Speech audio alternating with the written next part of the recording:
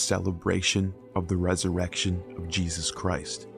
The story we are told is that Jesus of Nazareth, around the age of 33, went down to Jerusalem with his disciples during the Pesach festival, also known as the Passover, which is a Jewish festival celebrated at the spring equinox, which, according to tradition, occurs on the 14th of the Babylonian month of Nisan, which corresponds to the Athenian month of Elefthebelia, which also corresponds to the period of the Roman March 15th to April 15th, which means that the 14th of Nisan would fall on the 28th of March, roughly. Although since the Julian calendar is solar and the Babylonian and Attic calendars are lunar, the dates will vary from year to year.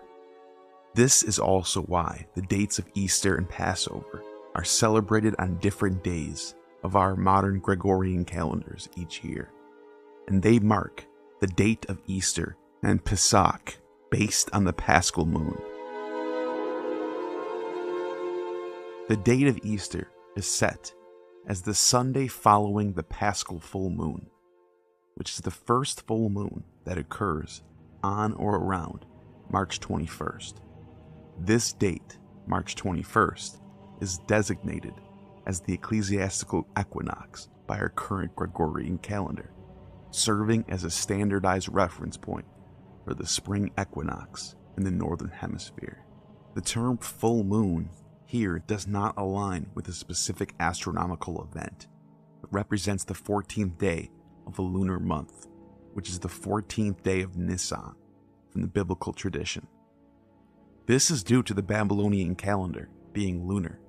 They would add days to the year after the 12th month, Adar, to make up for the extra days, sometimes considered a 13th month, Adar II, adjusting the lunar solar calendar to realign the new year, to start at a new moon. And 14 days later would be the first full moon, since the 1st of Nisan is the first day of the year. The 14th of Nisan is the first full Paschal moon. And this tradition predates the Jewish Passover and is actually deeply pagan, which is what I will show you in this video. The 14th of Nisan, the traditional date for the Passover, which according to the book of Exodus, it's recounted that Yahweh instructed Moses to command the Israelites to smear the blood of a lamb on their doorpost. This act was meant to ensure that the angel of death would skip over their homes, sparing them from the final plague, the death of the firstborn. Following this plague, Pharaoh demanded the Israelites depart, allowing them to take their possessions and requesting Moses' blessing in God's name. The narrative explains that the ritual of the Passover sacrifice commemorates the event when God passed over the Israelites dwelling in Egypt. But I will attempt to show that the lamb sacrifice ritual is much older than the Israelites and stretches back to ancient Babylonian and Assyrian festival rites of the vernal equinox. More on that later. In the New Testament, Jesus went down to Jerusalem during this Passover festival and was crucified by Pontius Pilate under the behest of the Jewish Sanhedrin and Pharisees and Sadducees, was put on a cross on a Friday morning, died at noon, was dead for 2 full days, and rose on the 3rd day, on Sunday, just after sunrise, according to Mark's Gospel.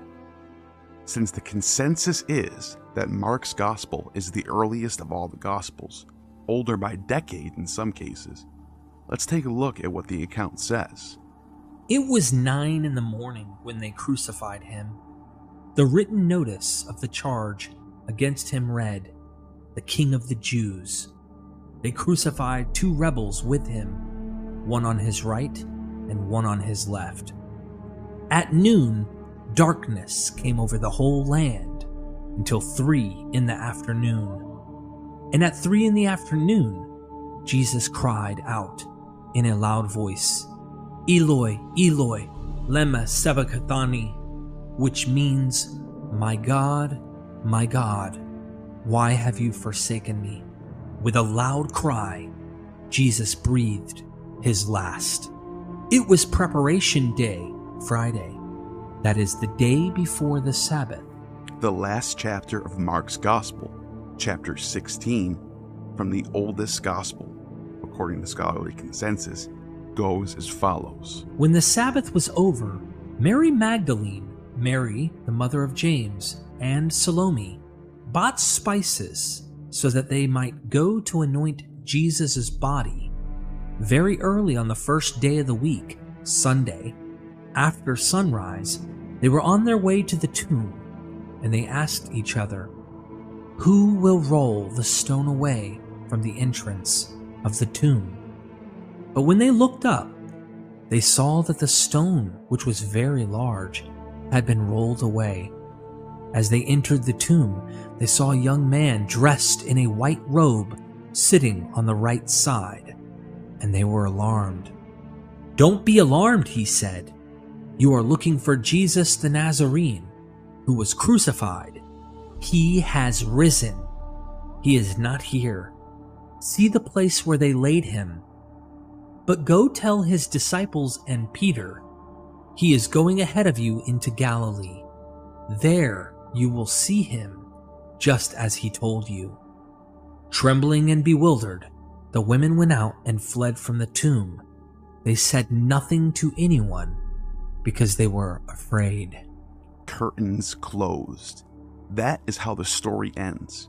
You might be surprised to hear, as I was, that this is how the oldest manuscripts of the Gospels actually end.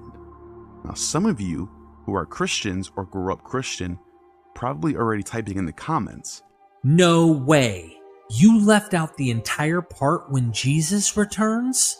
The following passages are added by the church in manuscripts that date to past the 5th century and beyond.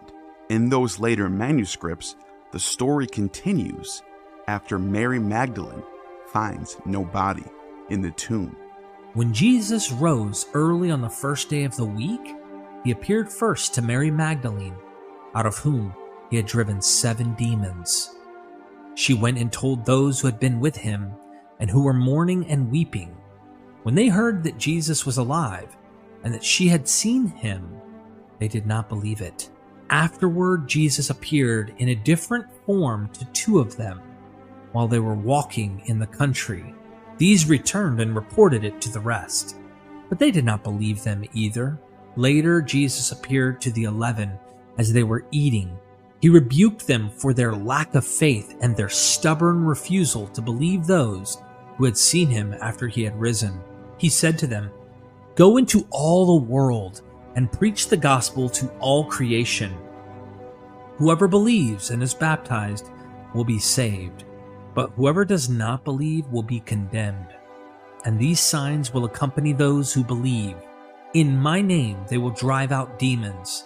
They will speak in new tongues. They will pick up snakes with their hands. And when they drink deadly poison, it will not hurt them at all. They will place their hands on sick people, and they will get well." After the Lord Jesus had spoken to them, he was taken up into heaven, and he sat at the right hand of God. Then the disciples went out and preached everywhere, and the Lord worked with them and confirmed his word by the signs that accompanied it. Those extra 11 passages are added after the 5th century. Even church fathers Jerome and Eusebius in the 4th and 5th centuries do not mention these 11 verses about Jesus after the resurrection. The following manuscripts are as follows. All physical fragments and manuscripts before 300 AD only contain verses 1 through 8. Codex Vaticanus, 325 to 350 AD, only extant verses 1 through 8. Codex Sinaiticus, 330 to 360 AD, only extant verses 1 through 8. Then Codex Bezae, 400, complete, 1 through 20. Codex Alexandrinus, 400 to 440 AD, complete, 1 through 20. Codex Ephraemi Rescriptus, 500 AD, complete, 1 through 20. So it's not until after the 5th century when the church begins to add 11 verses to the Gospel of Mark that include any narrative about Jesus returning to his disciples after resurrection, the central event for Easter itself. But this is not actually the main topic of this video.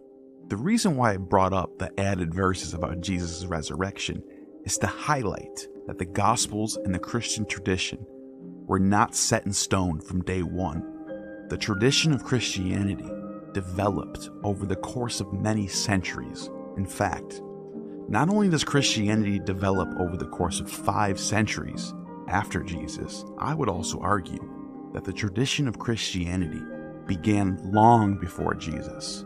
In this tradition of the katabasis, the descent and return of the hero god, dying and rising gods of agriculture, which are celebrated at the same week as the Easter and Passover festivals, which is the spring equinox itself. The resurrection of life and the sun. I'm fully aware that many Bible scholars are allergic to the phrase, dying and rising God.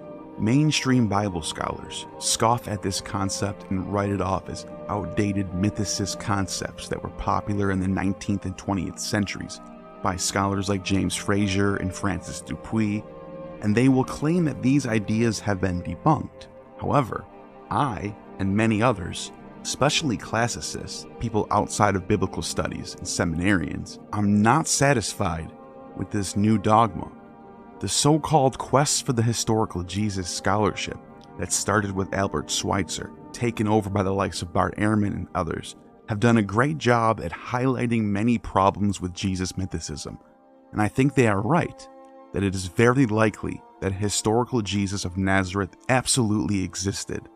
But what has never been done in any demonstration is that the category of Savior, sons and daughters of God who die and resurrect or descend into hell and return triumphantly don't exist. And not only do they exist, but they are deeply rooted in the culture of religious attitudes of the Mediterranean world and have deep influence over the festivals that are celebrated at the beginning of spring.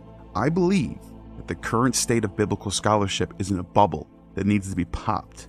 From Attis and Osiris, whose death and resurrections were celebrated at the Hilaria the week of March 25th, to Adonis during the Adonia festival, the Great Dionysia, where Dionysus' dismemberment and resurrection were performed at plays in Athens during this very week, to even as far back as the Akitu festivals in Babylon that reenacted the sacred marriage between Tammuz and Ishtar, the savior goddess who descends into the underworld, dies for 3 days like Jesus, and reascends triumphantly over the forces of death, bringing the crops and the blossoming of trees and flowers with her and her husband Dumuzi. All of that, as well as the many more myths and festivals regarding the katabasis, will be discussed in this video.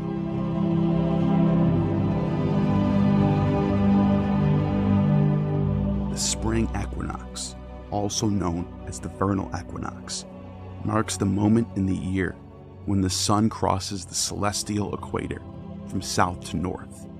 This event occurs around March 20th or 21st in the northern hemisphere and around September 22nd or 23rd in the southern hemisphere, depending on the year. The term equinox comes from the Latin words meaning equal night, reflecting the approximately equal length of day and night that occurs everywhere on Earth during the equinoxes. The spring equinox signifies the beginning of spring, a time of renewal and growth when daylight begins to increase, leading to longer days than nights. It is a period celebrated in various cultures with festivals and rituals that often symbolize rebirth, fertility, and new beginnings. In the northern hemisphere, the spring equinox is associated with the warming weather, melting snow, budding plants, and the return of foliage and blooming flowers, embodying the cycle of life, rejuvenation, and the earth's fertility. Ancient spring equinox festivals were significant cultural and religious events in many ancient societies, marking the end of winter and the beginning of spring. These festivals were often tied to agricultural cycles, reflecting the importance of planting seasons and the growth of new life. Unlike our modern Gregorian calendars of today, which mark the new year on January 1st, in the middle of the winter, at the winter solstice, as the Romans passed down to us, there were many ancient cultures that started the New Year's at the spring equinox, and there also were others who marked the New Year at midsummer solstice, such as the Egyptians, and even the Greeks started their New Year at the fall equinox during the harvest time. Sumer, Babylon, Assyria, and the Persians started the New Year at the spring equinox. This was adopted by the Jews, who also adopted the Babylonian and Persian lunar calendars. The Babylonians, Assyrians, and Jews called this month Nisan, and the Persians and Elamites called this month Adukhanisa. The Akitu Festival, one of the oldest religious festivals in recorded history, if not the oldest, was celebrated at the spring equinox, originating in the 3rd millennium BCE. It was a significant celebration for the Sumerians in southern Mesopotamia, marking the planting of barley in early spring around March-April. On the Babylonian calendar, this is called Nisanu. This period heralded the new year. The Babylonians referred to it as the beginning of the year, Resh Shatim. During the early dynastic period, each Sumerian city-state celebrated its own festivals to honor its patron deity. This tradition persisted into Akkadian period in the 3rd millennium BCE, with a broader scope extending across Sumer to venerate the supreme deities of Akkad, Anu, Enlil, and Enki along Ishtar, originating as the Sumerian goddess Inanna. Among the most ancient ceremonies were those dedicated to Tammuz, or Dumuzi, an agricultural barley, grain, and vine deity symbolizing death and rebirth, whose rituals often involved elaborate mourning practices. These rites depict Dumuzi's death and resurrection, symbolizing the cycle of fertility and abundance. These celebrations maintain the foundational aims established by early Sumerian traditions to pay homage to the divine, affirm the sovereignty of the monarch, and foster a shared sense of faith and communal practice among the populace. This multifaceted celebration took place in 2 key locations. In Babylon, the Esagila Temple, dedicated to the supreme deity Marduk, and the House of the New Year, situated to the city's north.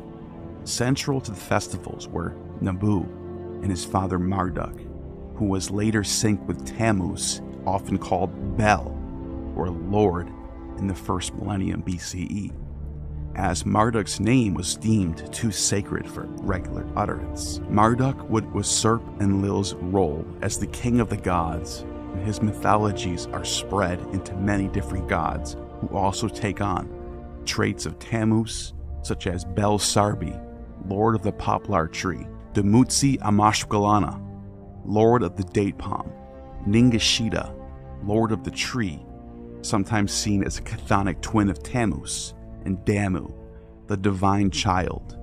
All of these being tree gods, vine gods, or gods of some type of vegetation, but Bel, or Lord, would end up as the syncretic deity that the Assyrians and Babylonians would spread to the west, who would go on to influence Semitic Baal and Adonis, who had major temples all throughout Syria, Phoenicia, and Judea.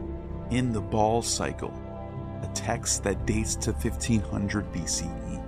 In the Bronze Age, Baal is the son of El, the highest god, Elyon. Baal's death is announced to El and El mourns for him.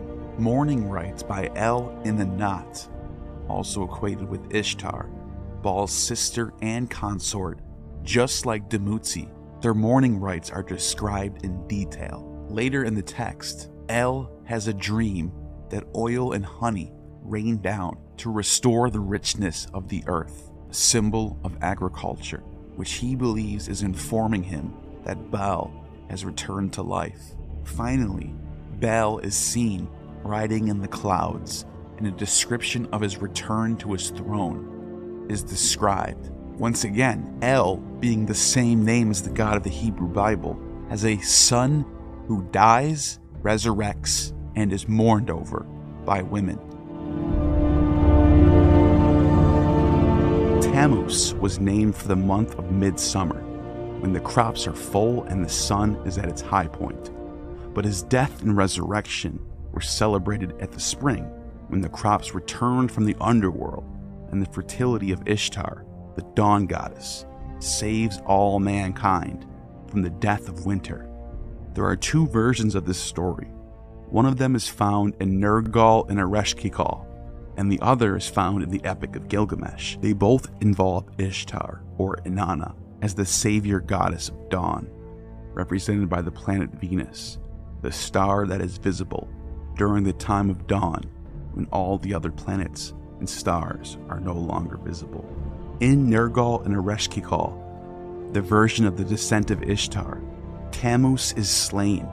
Ishtar mourns over the death of Tammuz. Then she descends into Kernugi, the underworld, revives his corpse, and brings him back to the land of the living. And upon his resurrection, the dead are raised with him, and the crops and trees blossom and bring spring and warmth to the world. He has gone to the bosom of the earth, and the dead are numerous in the land. Men are filled with sorrow, they stagger by day in gloom. In the month of thy year, which brings not peace, hast thou gone. Thou hast gone on a journey that makes an end of thy people. The Holy One of Ishtar, in the middle of the year the fields languish. The shepherd, the wise one, the man of sorrows, why have they slain?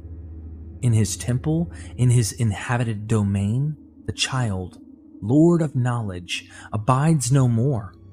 In the meadows, verily, verily, the soul of life perishes.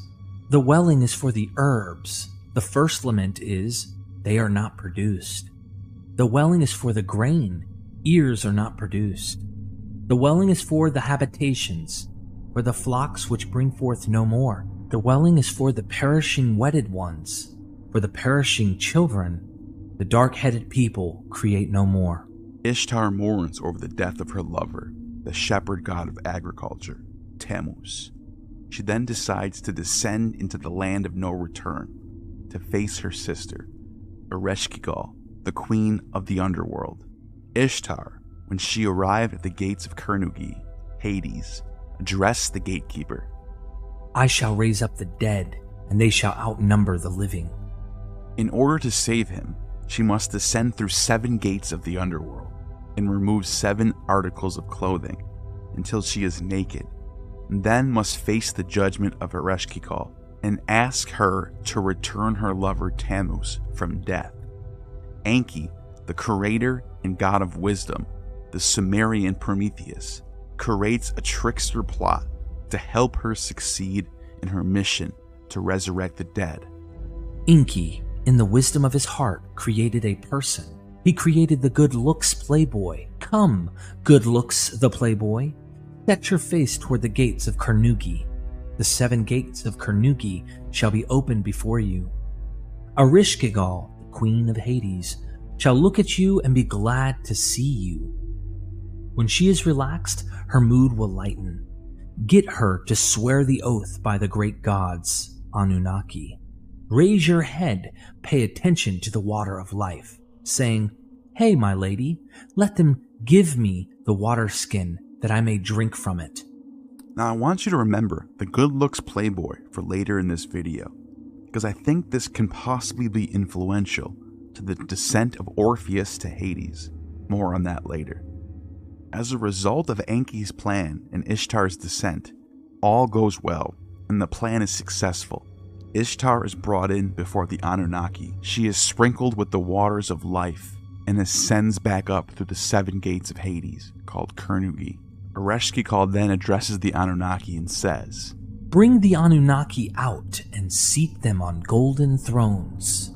Sprinkle Ishtar with the waters of life and conduct her in my presence." Ishtar was sprinkled with the waters of life and brought to her sister. She was led out through the first gate and given back the garment of her body. She was led out through the second gate and given the bangles of her wrists and ankles. Through the third gate, she was given her girdle and stones around her waist. Through the fourth gate, her toggle pins and breastplate. Fifth gate, beads around her neck. Sixth gate, rings for her ears. Seventh gate, her great crown for her head.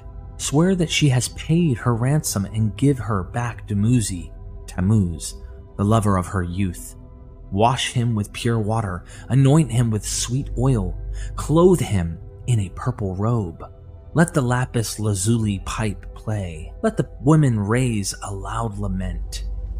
On the day when Dumuzi, Tammuz, comes back up, and the lapis lazuli pipe and the carnelian ring came up with him, when male and female mourners come up with him, the dead shall come up and smell the smoke offering. Descent of Ishtar to the underworld. Not only is Tammuz raised from the dead, but he is also anointed in this text, which is what the word Christ actually means. According to Samuel Noah Kramer, a Syriologist and historian who has translated more Sumerian texts than anyone in world history, says that by the late 3rd millennium BCE, Uruk's rulers affirmed their authority through embodying Tammuz or Dumuzi during a sacred marriage rite. This ceremony, part of the Akitu festival marking the Sumerian New Year, occurred on its 10th day, which would fall exactly on the 14th of Nisan, the day that Jesus Christ was crucified, and they would perform a ritual marriage between Dumuzi and Ishtar to mark the spring equinox and New Year. My vulva, the horn, the boat of heaven, is full of eagerness like the young moon. My untilled land lies fallow. As for me, Inanna, who will plow my vulva? Who will plow my high field? Who will plow my wet ground? As for me, the young woman, who will plow my vulva? Who will station the ox there? Who will plow my vulva? Make your milk sweet and thick, my bridegroom. My shepherd, I will drink your fresh milk. Wild bull, Dumuzi, make your milk sweet and thick. I will drink your fresh milk. Let the milk of the goat flow in my sheepfold. Fill my holy churn with honey cheese. Lord Dumuzi, I will drink your fresh milk. In that particular passage, Ishtar is weeping for Tammuz, and this weeping for Tammuz is a ritual we see all across the Mediterranean and Near East in different cultures for mourning rituals for different gods. In the Gilgamesh version of the descent of Ishtar, Tammuz is not the god who dies and rises again. It is Ishtar, called Inanna, who goes into Hades alone after the bull of heaven is slain by Gilgamesh, and Inanna, who calls this bull of heaven her husband, just like Tammuz. And Tammuz is also called a bull and is depicted with horns. But in this text, Gugalana is the bull and husband of Inanna, which is very confusing, but shows that there's obviously a connection to the death of Tammuz. Inanna descends into the land of the dead to save him, and she is hung and transfixed on the eye of death, almost like a crucifixion, is dead for 3 days, and then resurrects. From the great above, Inanna opened her ear to the great below. Because of my older sister Ereshkigal, her husband Gugalana, the bull of heaven, has died. I have come to witness the funeral rites, Ishtar says. Quiet, Inanna. The ways of the underworld are perfect. They may not be questioned. Ereshkigal, queen of Hades, responds to her sister Ishtat The Anunnaki, the judges of the underworld, surrounded her. They passed judgment against her. Then Ereshkigal fastened on Inanna the eye of death. She spoke against her the word of wrath. She uttered against her the cry of guilt. She struck her. Inanna was turned into a corpse, a piece of rotting meat, and was hung from a hook on the wall. Similar to Jesus, the text specifically states that Ishtar is dead for 3 days and 3 nights.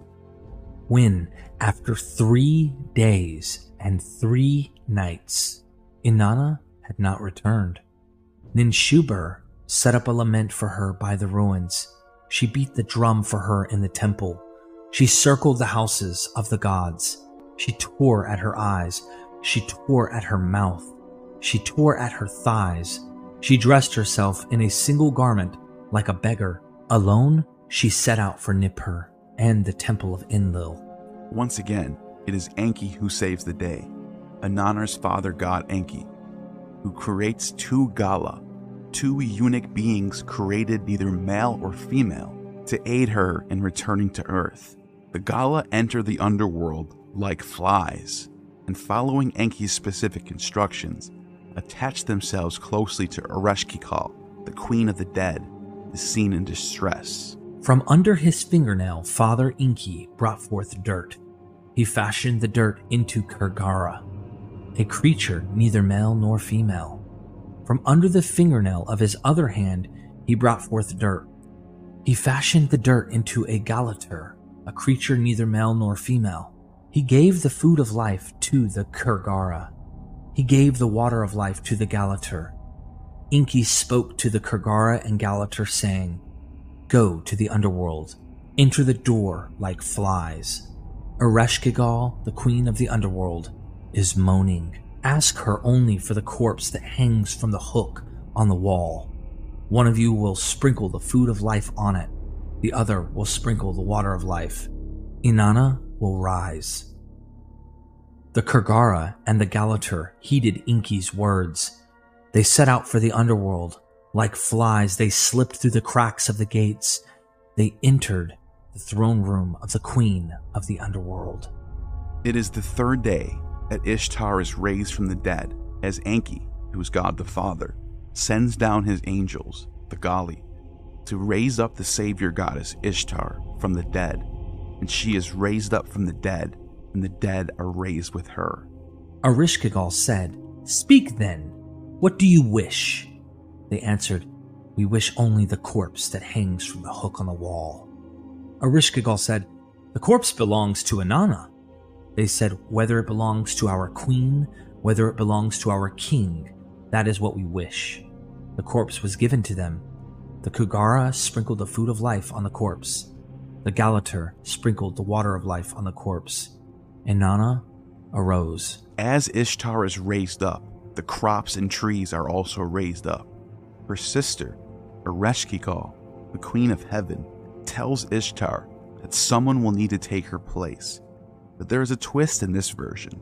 When she arrives back at the land of living, she sees her lover Tammuz seated on a throne, wearing fine garments, anointing himself with oil, and drinking wine with temple prostitutes.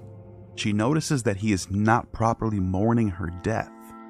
She is furious and decides to make a deal with her sister that she would allow for Tammuz to take her place for half the year in the underworld, while Ningishita would serve in her spot for the other 6 months. This 6-month system of returning to Hades, which causes the seasons to change, is later reflected in several other myths, such as with Adonis and Persephone, who take turns every 6 months in Hades, but I will speak more on that later.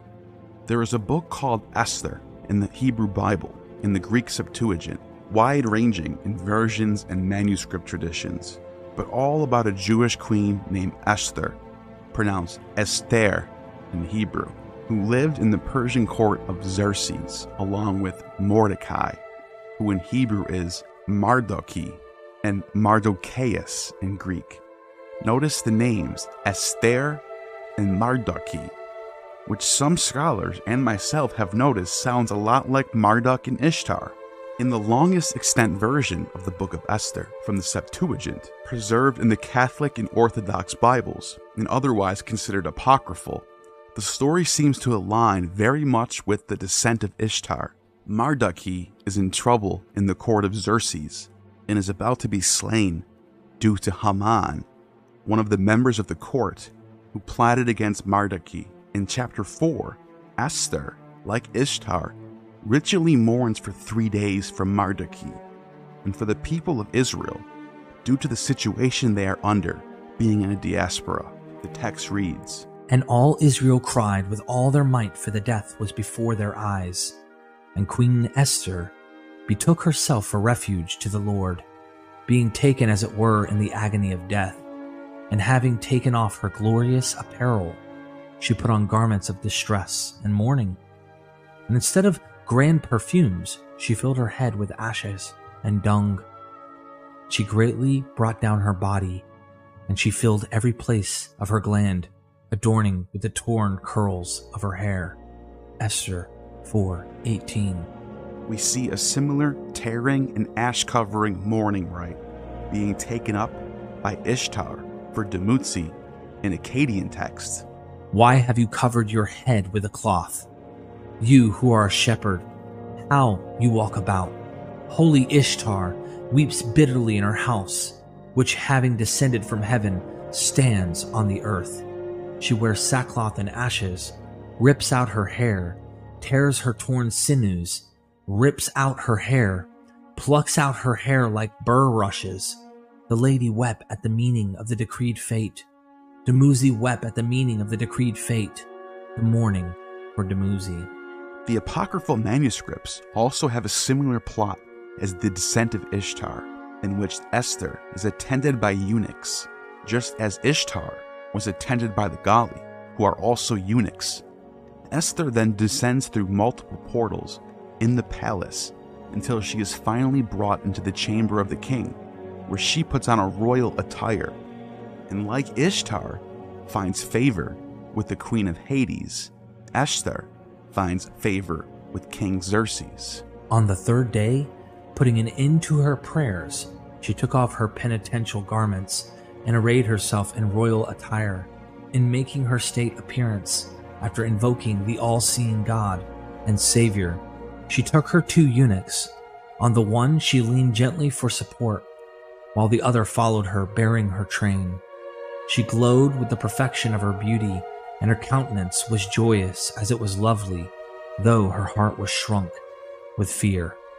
She passed through all the portals till she stood face to face with the king, who was seated on his royal throne, clothed in full robes of state, and covered with gold and precious stones. Esther is able to sway the king to release Mordecai, and she saves all the Israelites from persecution. Mordecai is then given a purple robe and diadem that Haman wore before him, and Haman was then sentenced to die. The descent of Ishtar also has Tammuz robed in purple and sitting on a throne towards the end. Also, in the epilogue, Marduk relates that he had a dream about 2 dragons and a spring turning into a river and the light of the sun. He figures out that the river is Esther and the sun is the king, while the 2 dragons represent Marduk and Haman. It seems obvious to me, and many other scholars in the past have also concluded, that the book of Esther is drawing heavily from the myths of Ishtar's descent to the underworld to save Tammuz, the god who by the Hellenistic era was synced with Marduk, called Bel, and had many temples in Syria, Phoenicia, and the Levant, and was known by the names Baal and Adonis. If the names Marduk and Esther aren't enough to see the relations of Marduk and Ishtar, the story has these elements in common. Both Esther and Ishtar mourn for someone. They're both wearing sackcloth and ashes. They're both attended by eunuchs. They both seek deliverance from a god. They both descend through portals or gates. They both go face to face with the king or queen. They both find favor with king or queen. They both save someone from death. and that person that's saved from death is replaced by someone else. Another thing to note is that the festival of Purim, which commemorates the events of Esther, is celebrated at the 14th of Adar, which corresponds to mid-March, and is celebrated on March 23rd of 2024. I also think one can argue that Lent could very well have some of its roots in the rites of mourning, as the sources suggest that Lent could have multiple rites from several traditions synced together in the 4th century into what we know today as Lent, using the symbolic 40 days and 40 nights from Jesus in the desert. But as we shall see in the remainder of this video, ritual mourning before the spring is something that appears to be universal. Weeping for Tammuz was a rite that was well known in Israel, as Ezekiel states. Then he brought me to the entrance of the north gate of the house of the Lord, and I saw women sitting there, mourning the god Tammuz. Ezekiel 8:14. Ritual mourning for the dead gods of agriculture was abundant in the ancient world. And just as Purim leads into Passover, the Akitu festival was kicked off on the 4th of Nisanu, 10 days before the spring equinox, with the high priest of Esagila declaring the new year's start, initiating a week-long public holiday. The king participated by visiting Nabu's temple to receive the royal scepter from the high priest, following an overnight stay in Borsippa, home to renowned Nabu temple. Concurrently, the creation epic Enuma Elish was recited in the house of the New Year. Upon the king's return to Babylon on the 5th of Nisanu, accompanied by Nabu's statue, a series of humble and symbolic acts performed before Marduk, including the king being struck on the cheek as a ritualistic act of penance.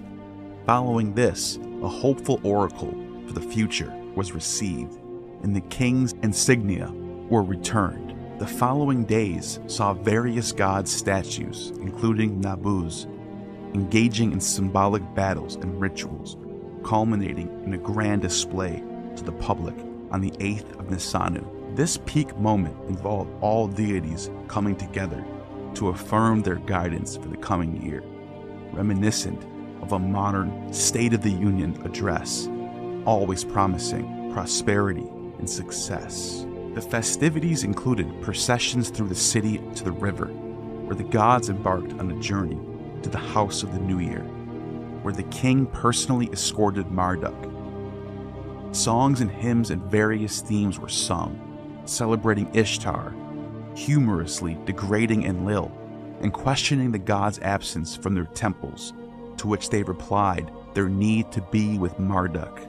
While the specific activities in the house of the New Year on the 9th and 10th of Nisanu remain a mystery, it is believed that sacrifices were made, possibly human sacrifice as well, and war spoils presented to the gods. The festivals concluded with the gods' return to Esagila, reiterating their annual policy before bidding Nabu farewell and dispersing. The Akitu festival endured for many centuries beyond Babylon, with celebrations in places like Palmyra and Emesa and Syria, and even being introduced to Italy by the Roman Emperor Elagabalus in the 3rd century of the Common Era. During the Severan dynasty, Eastern religious influence began to take its course throughout the Roman Empire. Another ancient festival celebrated at the spring equinox is the Zokru festival of the Assyrians. The Assyrians have two major festivals celebrated at opposite times of the year: the Kisu festival, celebrated at the same time as the Hebrew Sukkot, the fall equinox, and the Zokru festival was celebrated on the same day as Passover, the 14th of Nisan, which is the 14th day of the new year, the spring equinox. These two equinox festivals are the largest and most documented in the Assyrian tablets dug up at Nineveh. Arnaud Daniel, famous Assyriologist who has written extensively on this subject, has proposed that these festivals are a commemoration of the gods and goddesses' descent to the underworld and later resurrection.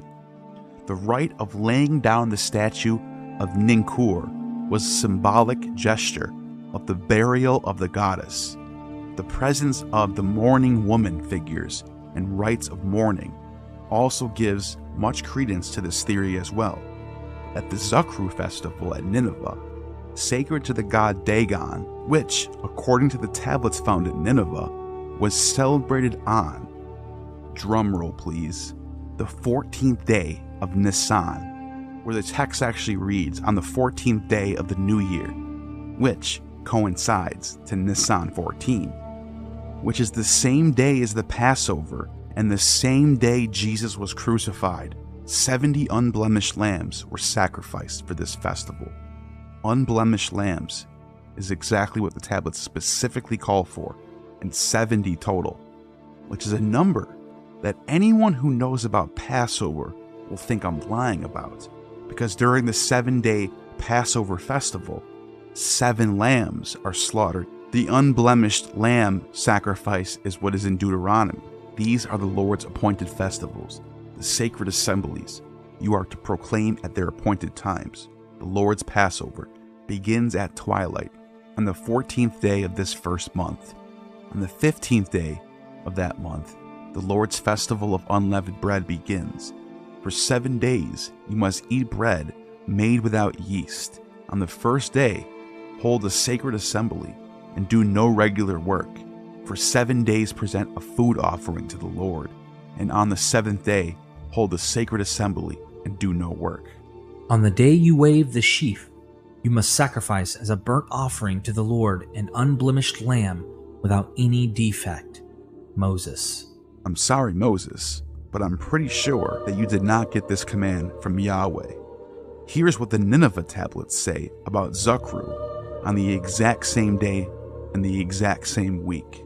The first offerings of Zakru festival were sacrificed on the 14th of the month, the head of the year.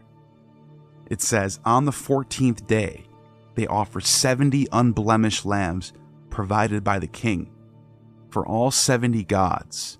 The 70 lambs are to be sacrificed to each of the 70 gods of Amar. And another text prescribes that 70 doves be distributed between them. You can find the same primary sources that I found from these 2 peer-reviewed articles and 1 book. One is the 70 bulls sacrificed at Sukkot by Noga Ayala Darshan, Department of Hebrew and Semitic Languages at Bar Ilan University, Israel, and the other is the god Dagon in Bronze Age Syria by Louis Feliu. They are the ones who translated these.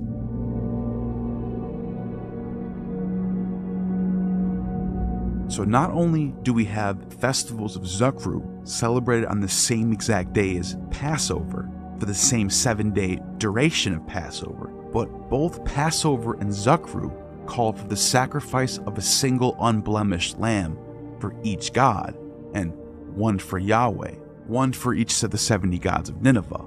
But this also means that Jesus, as the lamb sacrifice, has his origins in a pagan Assyrian religion.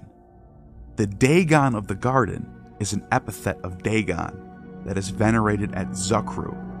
This also gives more plausibility to the interpretation by Archaeologist Arnaud Daniel that this festival was one that was related to the death and resurrection of gods of agriculture. Also, just as Passover is deeply linked to the Sukkot and the fall equinox, the Zakru is deeply tied to the Kisu festival at the fall equinox. Both the Hebrew Sukkot and the Assyrian Kisu are 7 days long, and they both call for the sacrifice of exactly 70 bulls, a connection that is too specific to be coincidence. 70 lambs sacrificed at the Zakru and 70 bulls at the Kisu are representative of the 70 gods who serve under Dagon. In the book of Enoch, there were 70 shepherds slaughtered as a prophecy for 70 prophets who will be martyred before the coming of the Messiah. There are also 70 disciples of Jesus who preach the word about the kingdom of heaven and become martyrs for Christ. Enoch's fallen angels are also symbolic for the fallen gods of the pagan world who serve the interest against Israel. The number 70 is abundant in the ancient world in many sources throughout the Hebrew Bible and Christian texts. Following Arnaud's seasonal resurrection interpretation for the agricultural gods at the Zukru, the underworld part would be personified by deities such as Suala and Rashab. The Zukru ritual of lying down the statue of Ninkor in the temple of Dagon looks like a sacred marriage rite between the divine couple, similar to Ishtar and Tammuz, or Adonis and Venus. Professor Arnaud strengthens his argument for the existence of gods who die and rise by means of the collection of names, as there are theophoric names with the element Yamut, which, according to Professor Arnaud, in principle, may be related to a Syrian word, mot, which means to die. For all these reasons, it is possible to connect the Kisu ritual with some kind of rite related to the commemoration and the remembrance of the marriage of the divine couple, Dagon and Ninkor, which then begs the question, where does the unleavened bread come in? And is this truly special for Israelites and the Exodus? And to this I would say no. Here's why. We have a badly damaged papyrus dating to the year 419 BCE, long after the so-called Exodus, and even long after the Israelites have returned from Babylonian captivity. It's in Aramaic, and it's from Jews living in Jerusalem, writing to the Jews living in Elephantine. It is known by scholars as the Passover Papyrus from Elephantine. The letter states that King Darius II has instructed the Persian satrap Armasis to allow the Jewish garrison at Elephantine to observe a 7-day festival of unleavened bread. This is believed to be an early reference to observe the Passover holiday. However, there is no mention of the word Passover, and there's nothing about an Exodus. In fact, in all of the hundreds of fragments and papyri and etched tablets found at Elephantine, there is not a single mention of an Exodus or Passover. And keep in mind, this is 1,000 years after the Exodus. So what gives? Why are they celebrating a 7-day festival of unleavened bread with ritual sacrifices of unblemished lambs? Now, as we have already demonstrated in the last 5 minutes of this video, a 7-day festival initiated on the same day, the 14th of Nisan, with ritual unblemished lamb sacrifices, is already established long before Israel. And I think the answer of where the unleavened bread part comes in from the next major festival that I'm about to talk about.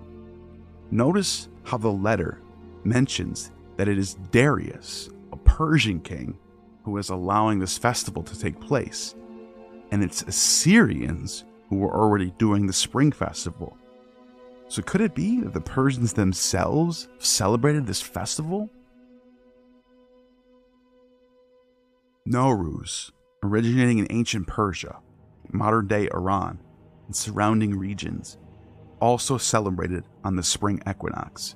It symbolizes rebirth and renewal, and customs including the cleaning of homes, spring cleaning, the setting of the Hathsin table, which includes 7 items, starting with the letter S in Persian, each symbolizing a different hope for the new year, and the sharing of special meals. Nowruz has been celebrated for over 3,000 years and continues to be observed by millions of people around the world.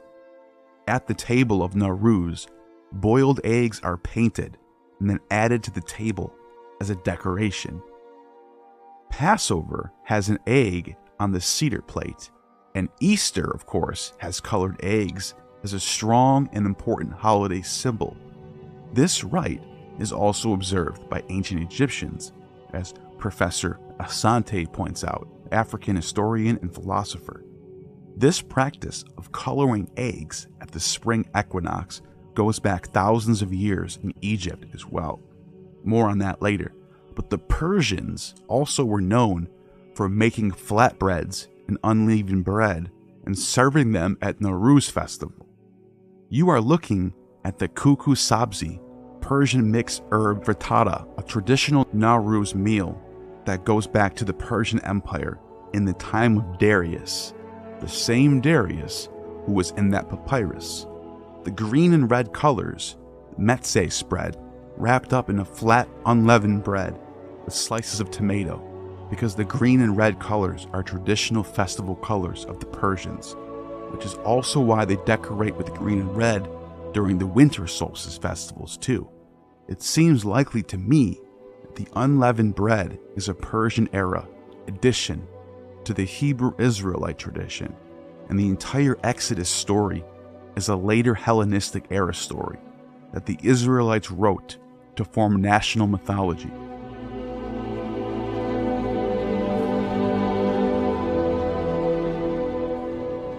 The Persians are also culturally close to Eastern European and Black Sea region Armenians and Cappadocians, which also influence much of Eastern Europe throughout antiquity and Middle Ages. It is very likely that the rites of coloring eggs finds its roots deep in this part of the world. Eostre, the spring goddess of the Germanic people, who many think is connected with Ishtar, which is only somewhat true, but not for the reason people think. Eostre and Ishtar do sound similar, but Eostre is Indo-European, cognate with Eos from Indo-European Hesos. Ishtar, on the other hand, linguists say is Semitic, which is an Afro-Asiatic language and has very little overlap, if any at all, to the Indo-European languages. They are both dawn goddesses, both deeply connected to the month of April, and both represented by the planet Venus. Both female goddesses of love, beauty, and fertility. In fact, Tacitus, when describing the religion of the Germans, says that they worship Isis, a goddess who is deeply connected with Ishtar, who I will address next. Even if these two goddesses, Eostre and Ishtar, did not originate from the same linguistic source, it is true that both goddesses can easily be equivocated by the culture. Eostre is in fact the origin for the name Easter, the title we use for the Sunday of Jesus' resurrection. This is a fact that you can take to the bank. It starts with the text from Bede in 725 AD. Before that, the Greeks and Latins called it the Pascha, but the Anglo-Saxon and Germanic folk called it Eostermonath. Bede writes, Eostermonath has a name which is now translated Paschal month, and which was once called after a goddess of theirs, named Eostre, in whose honor feasts were celebrated in that month. Now they designate the Paschal season by her name, calling the joys of the new rite by the time-honored name of the old observance, Bede, the reckoning of time. So yes, the name of Easter does in fact come from the name of a dawn goddess who is culturally connected to Ishtar, if not linguistically. By the 8th century AD, when Bede is writing this, Eostre is culturally connected to Venus Aphrodite, or Isis as Tacitus relates, who in turn is connected to Ishtar. And yes, coloring Easter eggs is a pagan rite performed by Persians, Egyptians, and Europeans. Tell that to your local seminarian scholar. Does this mean that Christians are secret pagans worshipping a dawn goddess? No. But it does reflect on the cultural milieu being like liquids that blend into each other, influencing each other for eternity. Even when one culture rejects another, or even despises it, they will still influence each other, the same way Marvel Comics influence DC Comics, and vice versa, even though they compete. The dawn goddess, Eostre, is equated by Tacitus to Isis, the Egyptian mother goddess of the divine child Horus, and consort to the dying and rising Osiris. Of the gods, they give a special worship to Mercury, to whom on certain days they count even the sacrifice of human life lawful. To Hercules and Mars they appease with such animal life as is permissible. Many tribes of the Suebi perform sacrifices also to Isis. The cause and origin of this foreign worship I have not succeeded in discovering, except that the emblem itself, which takes the shape of a Liburnian galley, shows that the ritual is imported. Tacitus, Germania 9. The Isis of the Suebi is most likely referring to Eostre, the dawn goddess, but Tacitus confusing a dawn goddess venerating at the spring equinox for Isis is not without any reason. Sham el-Nassim is an ancient Egyptian festival that heralds the beginning of spring. Its name translates to smelling the breeze in Arabic, and it is celebrated on the Monday following Orthodox Easter, though its origins predate both Christianity and Islam, rooting it deeply in Egyptians' pharaonic past. The festival origins can be traced back to at least 2700 BCE, during Egypt's Old Kingdom. It was originally connected to the agricultural and lunar cycles, celebrating Isis, the fertility goddess, and the flooding of the Nile plains, and the rebirth of life in the spring. The festival was known as Shemu in ancient times, which means renewal of life. The celebration was intertwined with the worship of gods and goddesses associated with creation and fertility. Shesmu, a Christ-like god of anointing, oils, perfumes, frankincense, and myrrh. Egyptians used red wine to symbolize the blood of Shesmu in religious offerings, similar to the Greeks' association with Dionysus and wine. And he was linked with Osiris, in some cases as an avatar of Osiris, as being a god of vegetation and moisture. In a pyramid text from the 21st dynasty between 1077 and 943 BCE, illustrations show Shesmu's wine press being loaded with human heads instead of grapes, a motif that was also prevalent in the coffin text of the Middle Kingdom. Subsequently, in the 26th dynasty, there's a sarcophagus of Agnes Neferbre, princess who lived between 597 and 525 BCE, who held the title of the wife of the god Amun. On his sarcophagus, Shesmu Osiris is described as an exceptional oil producer for the deity Amun-Ra. Moving forward into the Egyptian Greco-Roman period, Shesmu became primarily associated with Dionysus in crafting exquisite oils and perfumes dedicated to the gods. Both Dionysus and Shesmu, as well as Osiris, are described as gods who are dismembered, died, and resurrect. Both Herodotus and Diodorus of Sicily equate Dionysus with Osiris and claim they are the same god. For no gods are worshipped by all Egyptians in common except Isis and Osiris, who they say is Dionysus. These are worshipped by all alike. Osiris is, in the Greek language, Dionysus. Herodotus, 450 BCE. In the Hellenistic period, Osiris and Dionysus are seen hyphenated as Dionysus Osiris, whom many say is the god Serapis. All three, Osiris, Dionysus, and Serapis, are tied to the Apis bull, the slain solar calf, and Isis is seen hyphenated with several goddesses such as Isis Aphrodite, Isis Cybele, Isis Demeter, Isis Persephone. Persephone, like Ishtar, is said to have gone to Hades, being taken down by Pluto against her will. But due to Demeter's will, she is able to return at spring to the land of the living for 6 months each year, and trades places with Adonis, the lover of Aphrodite. All three of those goddesses are linked to Isis. Thus, the traditions of the katabasis, which is the descent and return from Hades, deeply embedded in Hellenistic religious culture, connected to all mythologies. The connection between Sham el-Nessim, or the Spring Shemu Festival, and these deities revolves around the themes of resurrection, renewal, and the triumph of life over death. The festival symbolizes the victory of Horus over Set, reflecting the eternal struggle between good and evil, and the rebirth of Osiris symbolizes the renewal of life, which is the essence of the spring celebration. The festival is closely linked to the mythology of Osiris and Horus, central figures in the Egyptian religion. Osiris, the god of the afterlife, the underworld, and rebirth, was murdered by his brother Set out of jealousy.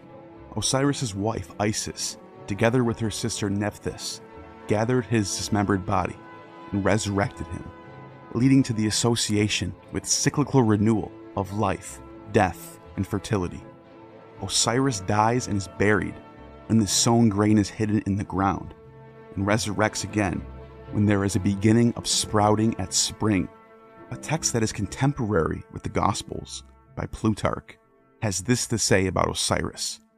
Osiris is being buried at the time when the grain is sown and covered in the earth, and then resurrects when plants begin to sprout. For this reason also, it is said that Isis, when she perceived that she became pregnant on the 6th day of the month of Phaeophi, and she gave birth to Harpocrates about the time of the winter solstice, imperfect and premature, amid the early flowers and shoots. For this reason, they bring to him as an offering the first fruits of growing lentils, and the days of his birth they celebrate after the spring equinox. Plutarch on Isis and Osiris.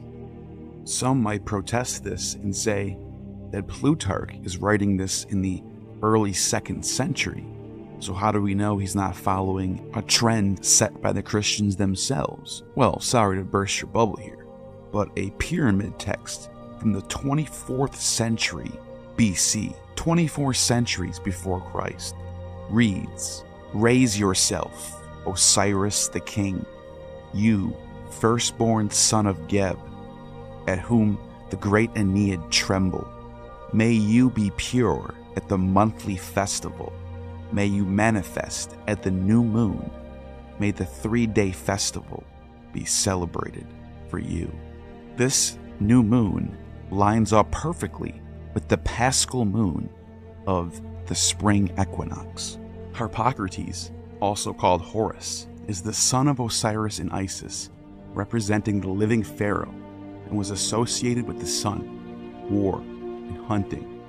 Horus, as Plutarch relates, is born at the winter solstice, and his father Osiris is killed by Set and resurrects at the same time as Easter, the spring, predating Jesus in this.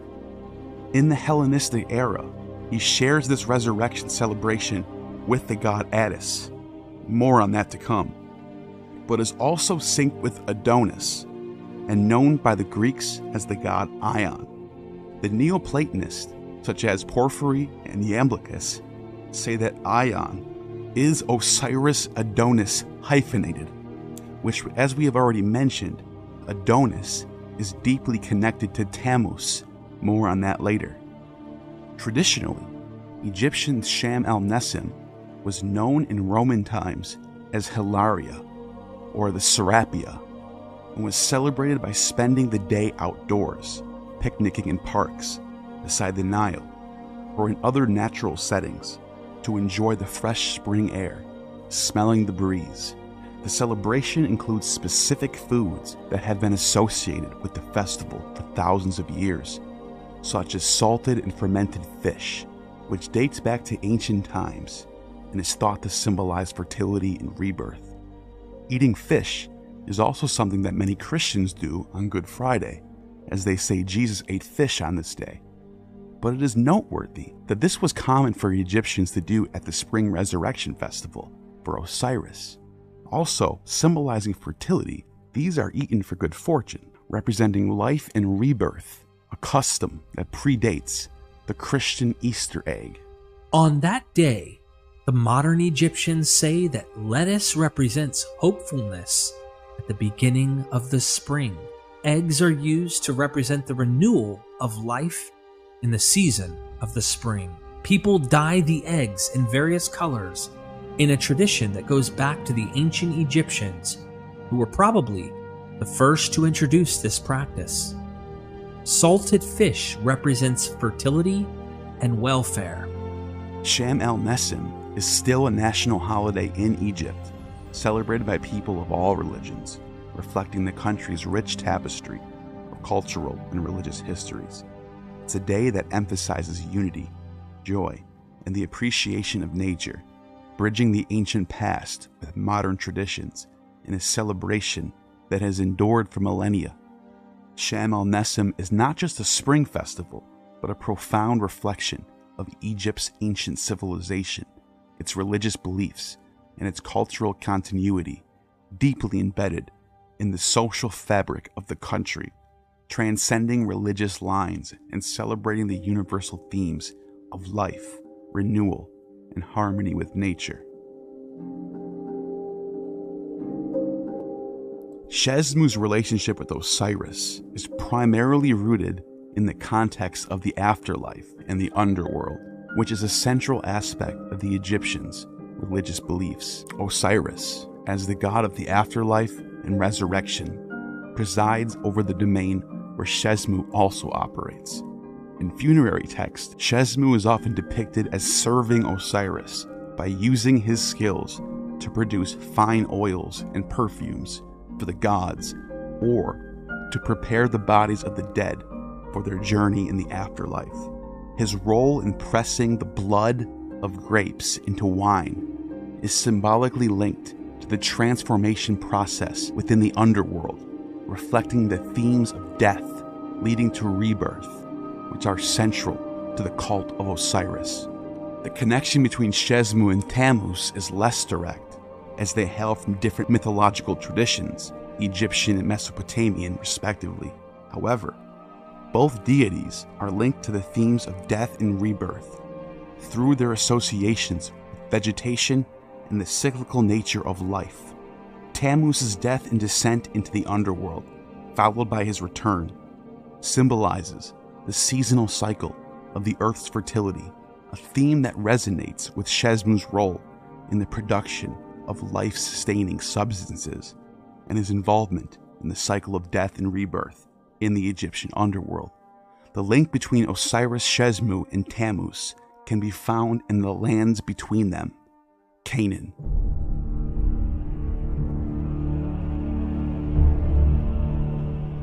Eshmun is a healing god from Phoenician and Canaanite mythology, often associated with medicine and health. Like Shesmu and Tammuz, Eshmun is also connected to the themes of life and death.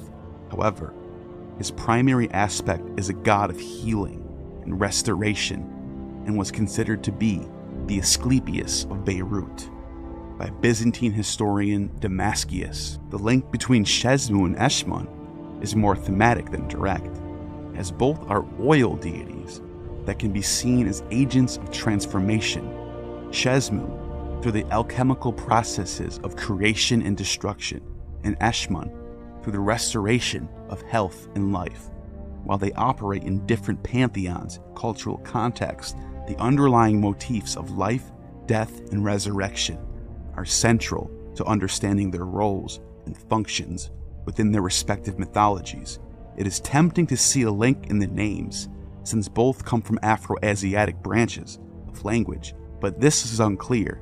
Eshmun is a deity from the Phoenician pantheon, primarily worshipped in the ancient cities of Damascus, Sidon, Tyre, and Beirut, as well as in the West, with temples in Carthage and Spain as well. He is recognized as the god of oil, healing, and medicine, often associated with the Greek god Asclepius, due to his similar healing attributes. Eshmun holds a significant place in Phoenician religion and mythology, embodying themes of fertility and resurrection, reflecting the interconnectedness of life and health in ancient Near Eastern cultures.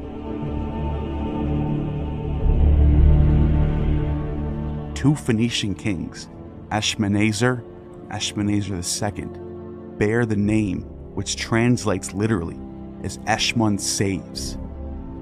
The name Eshmun in Phoenician comes from the Akkadian Yasamuni, which means oil, but also can be a pun and could mean the eighth, as the word shmoneh in Hebrew is 8, and shmon is oil.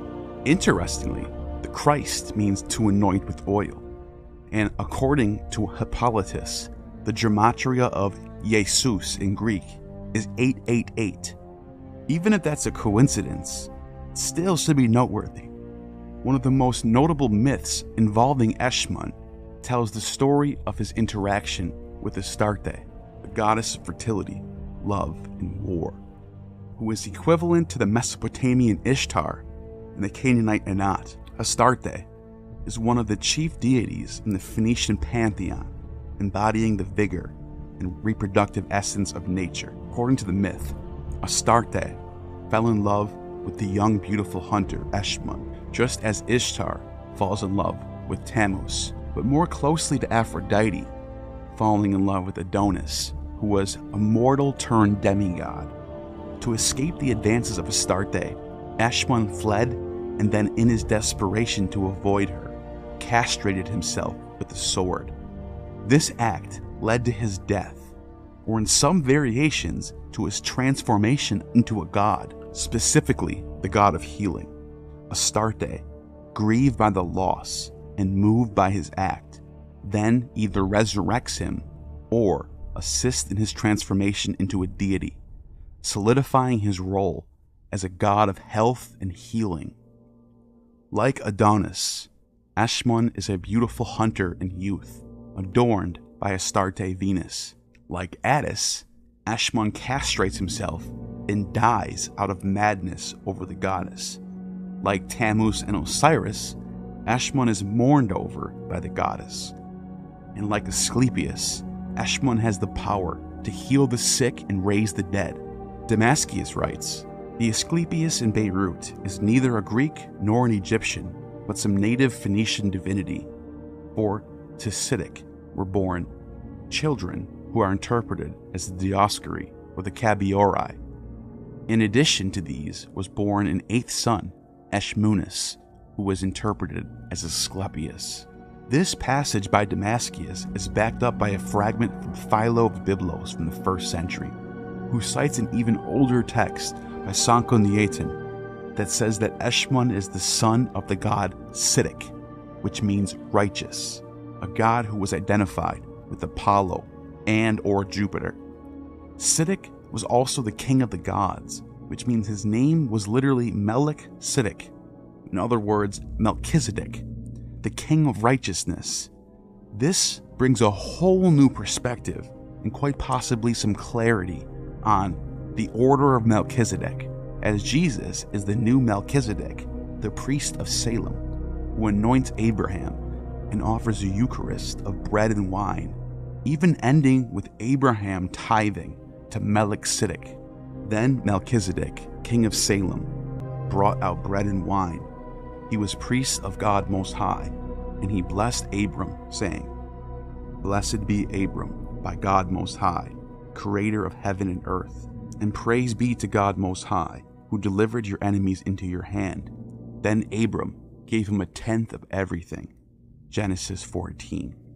This also happens in Damascus, a city that was central to the rites of Siddiq and Eshmun. Photius in Bibliotheca Codex 242 recounts Damascius' description of Asclepius of Beirut as a young hunting enthusiast like Adonis, the goddess Ashtaroth, often identified by scholars as a form of Astarte, became infatuated with him and pursued him so relentlessly that, out of sheer despair, he emasculates himself like Attis, leading to his death.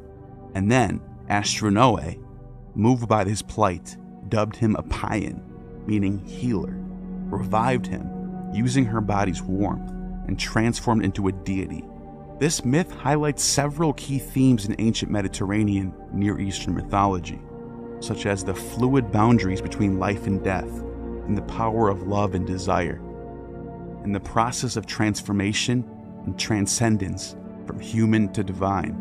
In my opinion, these obscure yet precious primary sources about Eshmun serve as a missing link between the gods within the category of dying and rising gods of agriculture, who are venerated at the spring equinox before Jesus. Eshmun is a beautiful young hunter who is loved by the goddess of love, like Adonis and Venus. Eshmun is castrated after being pursued by the goddess, like Attis and Cybele, and Eshmun is returned from the dead and raised up by the powers of the goddess, like both Tammuz and Ishtar, or Osiris and Isis. The reason why I'm repeating these points again is because I can't stress enough how Eshmun's existence in the primary sources single-handedly should make the category of dying and rising gods a serious category that should not be abandoned anymore. He gives so much overlap to these gods that it can't be ignored. Not only that, but he is also worshipped in all major cities that are in walking distance to Nazareth.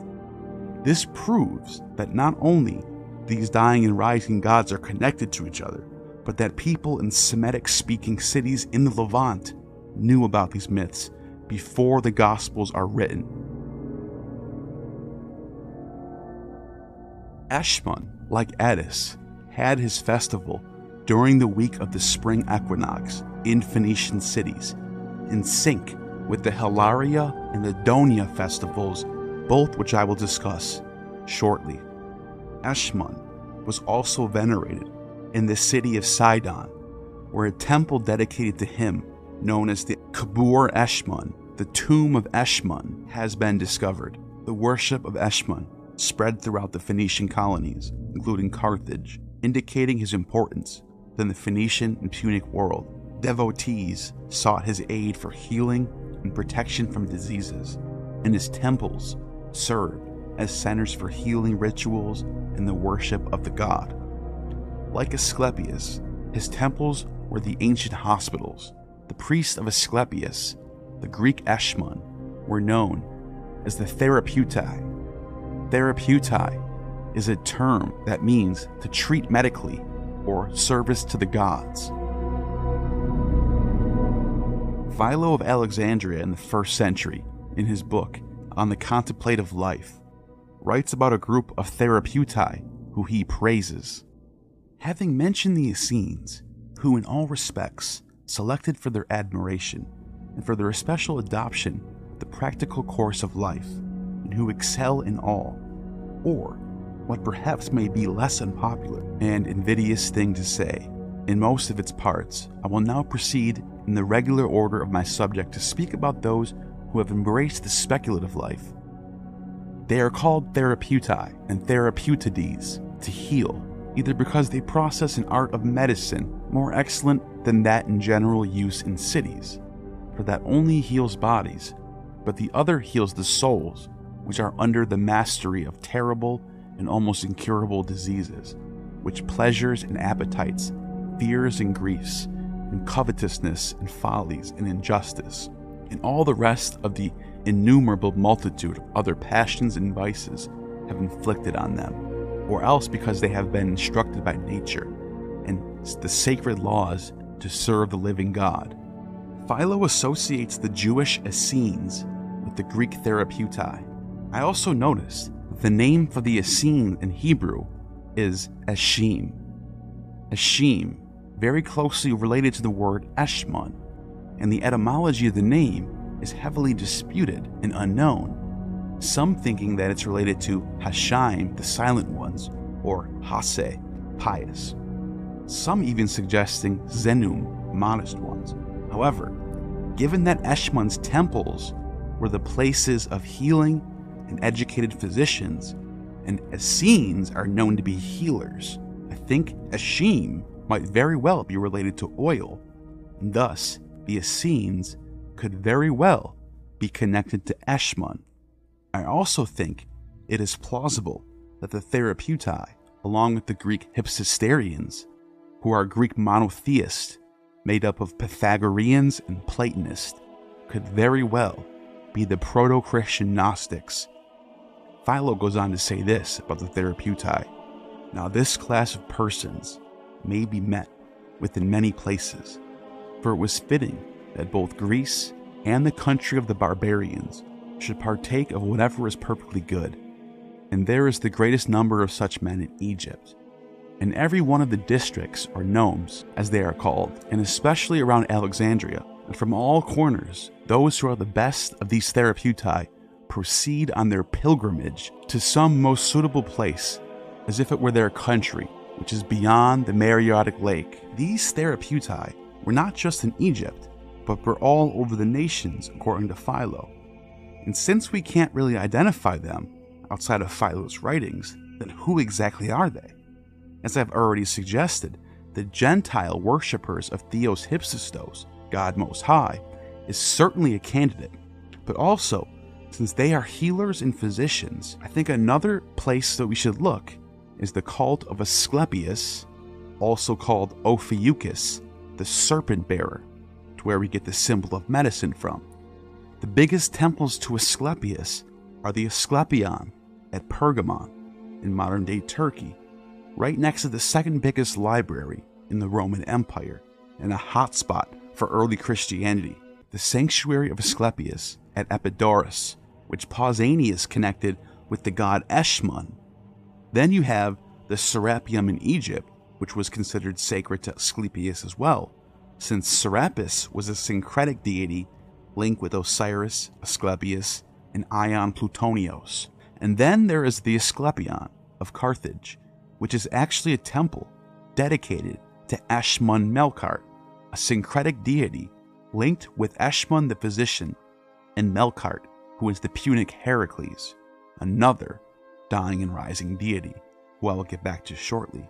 The 1st century AD Pool of Bethesda, described in the Gospel of John, where Jesus heals a lame man in chapter 5, was found by archaeologists in 1964 to be a part of an Asclepion and a shrine dedicated to none other than Eshmun. A trilingual inscription from 2nd century BCE Sardinia, written in Latin, Greek, and Punic, also identifies Eshmun with the Greek Ophiuchus and the Latin Asclepius. Ophiuchus, the serpent bearer, is the ancient 13th constellation that is on zodiacal ecliptic along with the other 12 traditional zodiac constellations of the Greeks and Babylonians. This constellation of Ophiuchus was that of a man holding a rod entwined with a serpent and standing on scorpions and snakes. This imagery seems to be apparent in Luke's gospel as well. Behold, I give you authority to tread on serpents and scorpions, and over all the power of the enemy, and nothing shall hurt you. In the book of Numbers, Moses held up a bronze rod with a serpent coiled around it that worked as a magic wand that could heal people from poisonous serpent bites. Then the Lord said to Moses, "Make a fiery serpent and put it on a rod, and it shall come about that everyone who is bitten and looks at it will live." So Moses made a bronze serpent and put it on a rod, and it came about that if a serpent bit someone and he looked at the bronze serpent, he lived. Numbers 21. This was also drawn from in the Gospel of John. When Jesus is on the cross, he is compared to the serpent on a cross in the wilderness. Just as Moses lifted up the snake in the wilderness, the Son of Man must also be lifted up. This passage would become central to some early Christian groups, such as the Nassenes, Ophites, and Sethians, who I shall touch on later when it's relevant. To the ancient Greeks, this constellation represented the god Apollo himself, struggling with a huge snake that guarded the Oracle of Delphi. Later myths identified Ophiuchus with Laocoon, the Trojan priest of Poseidon, who warned his fellow Trojans about the Trojan horse and was later slain by a pair of sea serpents sent by the gods to punish him. The Romans marked this constellation as the healer god Asclepius, Apollo's son, who learned the secrets of raising the dead, healing the sick, and keeping death at bay after observing one serpent bringing another healing herbs. To prevent the human race from becoming immortal under Asclepius' care, Jupiter killed him with a lightning bolt, but later raised him up into the heavens to honor his works as a god. The famous symbol shared by Asclepius, Ashmun, and Ophiuchus is the symbol of the serpent on the rod, the universal symbol for health and medicine. The priest of Ashmun, as well as Ophiuchus and Asclepius, would be the most educated class of priests, arguably on the entire planet during this time.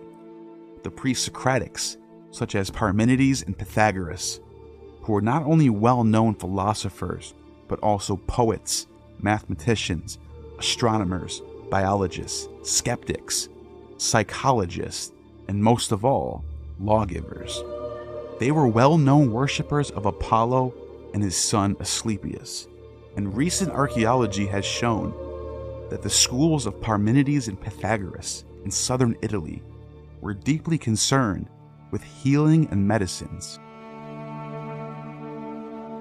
In 1958, a series of archaeological discoveries were made in Velia in Italy.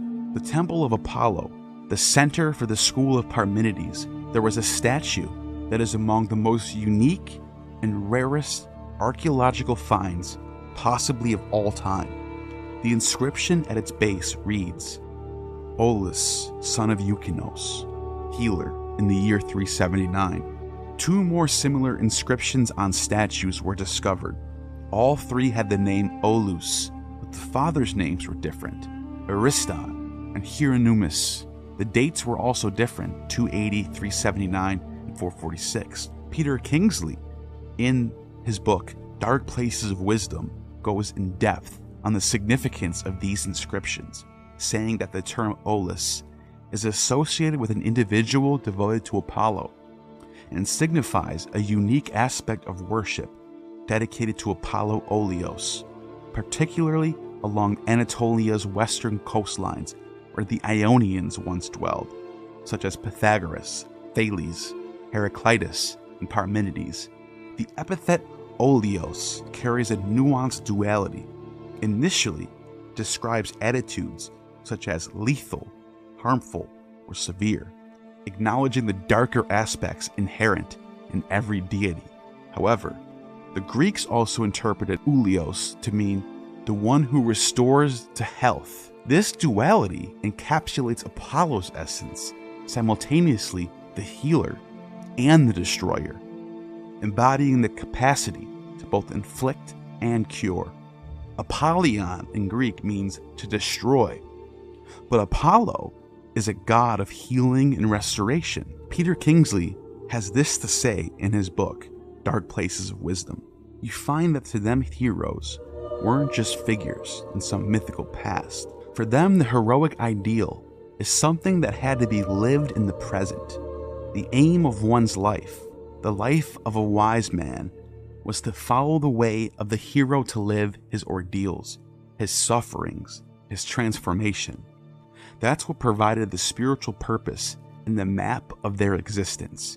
You can still see how this imitation of the hero was adapted by Christianity to become the imitation of Christ. Kingsley, one of the great classicists and historians of our time, writes that these very Velians, from the school of Parmenides and Pythagoreans from the school of Croton, all who can technically be considered religious Orphics, built temples to Apollo in the southern coast of Italy, and at these places they conducted rituals of medically induced incubation.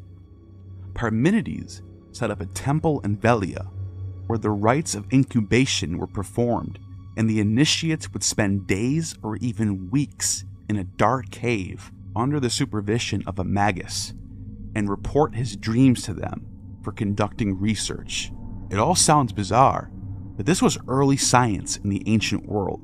They compared these rituals with the myths of Orpheus descending into the underworld to perform his music in the presence of the king and queen of Hades in order that he may raise his dead wife from the grave. Pythagoras, departing his native Samos in Ionia, lived in Egypt for 12 years, and then Babylon for another 12 years.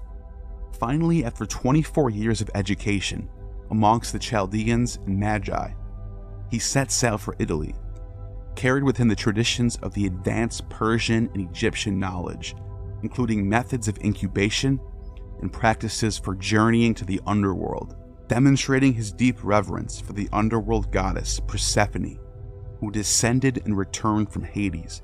He transformed his new residence at Croton, Italy, into a medical sanctuary in the name of Apollo, showcasing his devotion. The ritual catabasis was no longer just mythology. This was reality to them.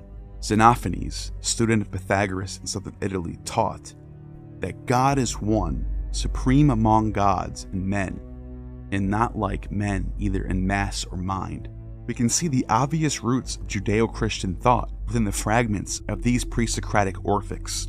A oneness of being that is uncreated, unbegotten, alone begotten, whole, unmoved, unending, indestructible, homogeneous, continuous, contiguous, that it abides in one position, is indivisible, has always been as it is, and never can be any different. These are Orphic, Peripatetic, Platonist, and Pythagorean philosophers who are also trained in medicine and history, as well as religious matters. Pyrrho, the founder of philosophical skepticism, traveled with Alexander the Great to Babylon and India, and engaged with the brightest minds from the Brahmins, Buddhists, as well as the Magi, and brought these ideas back to Egypt for the newly built Library of Alexandria.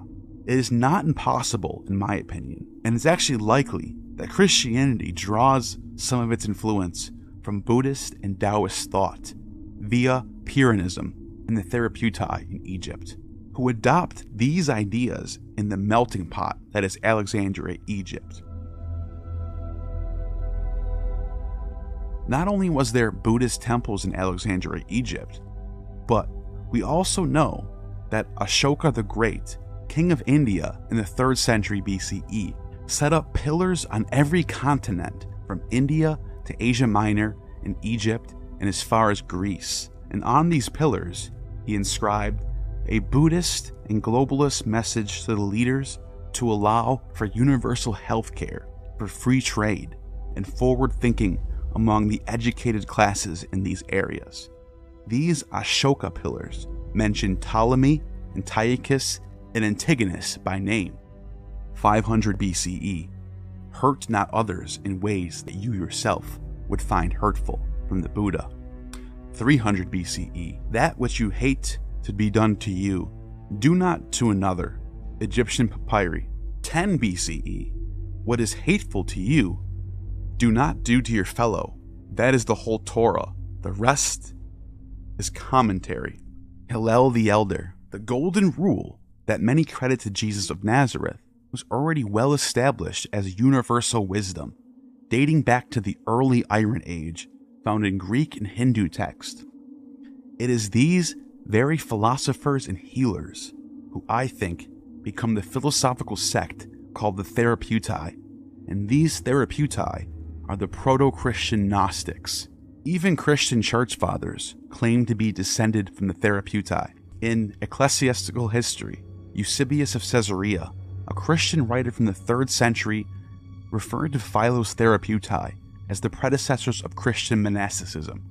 He highlighted their practices, such as giving up possessions, embracing chastity, observing fasts, and leading solitary lives, as parallel to the communal living ideals of Christian monks. Epiphanius of Salamis, a 4th century bishop, labeled Philo's Therapeutae as part of the Christian community in his work, Panarion.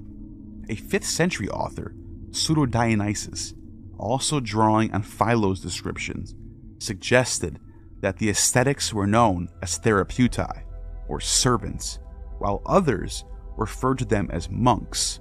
He viewed Philo's group as a structured Christian ascetic community, interpreting therapeutai to mean servants.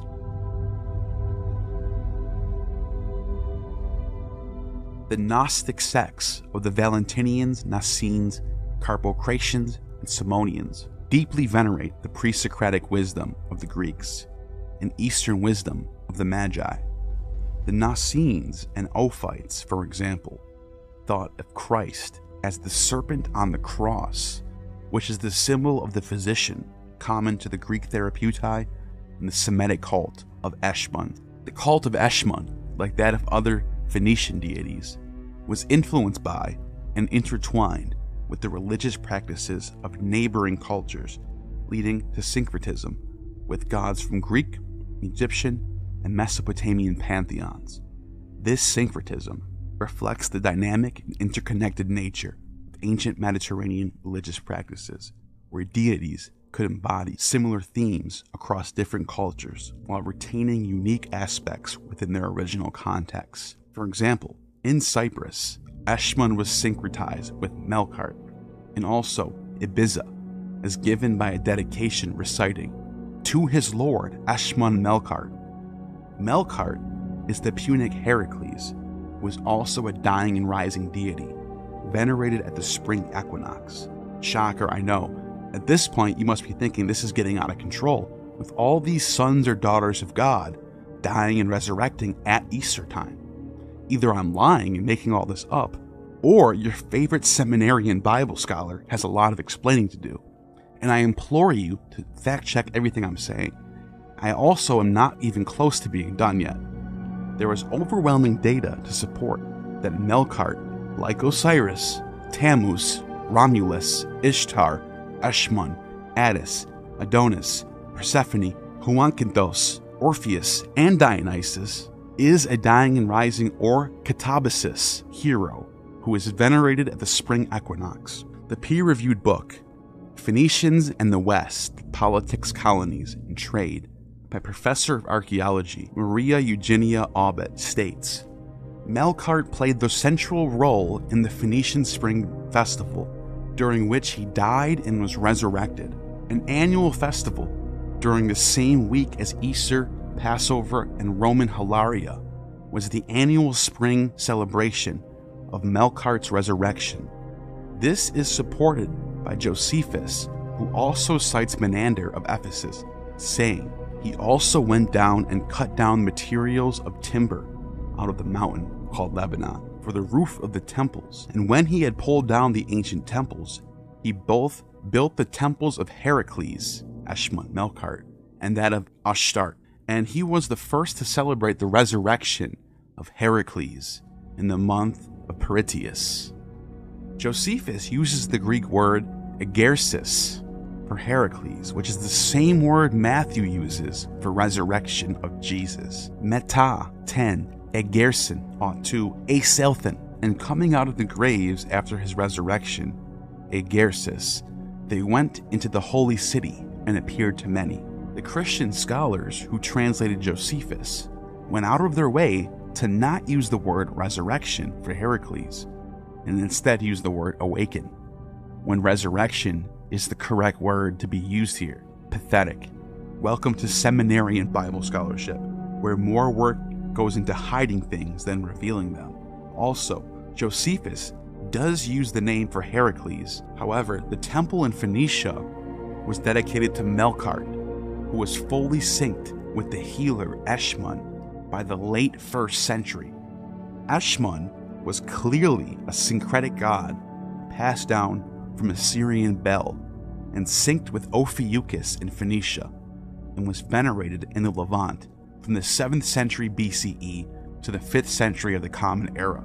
Evidence of pilgrimages to his temple from all over the Roman Empire lasted up until the Christian era in the 4th century, and severing coins of Eshmun are minted in Syria and Lebanon in the 3rd century. Eshmun is synced not only with Melkart, but also with Adonis and Attis. If you are wondering if there is actual textual evidence or primary sources from early Christians in the late 1st and early 2nd century that acknowledge that these dying and rising gods are linked with Jesus in any way? The answer is yes, but I will get to those texts at the very end, because there are things that need to be discussed before that is shown. The Pyrgi tablets are 3 golden leaves dating back to the 5th century BCE, discovered in 1964 during excavations at the ancient Etruscan port city of Pyrgi, Italy.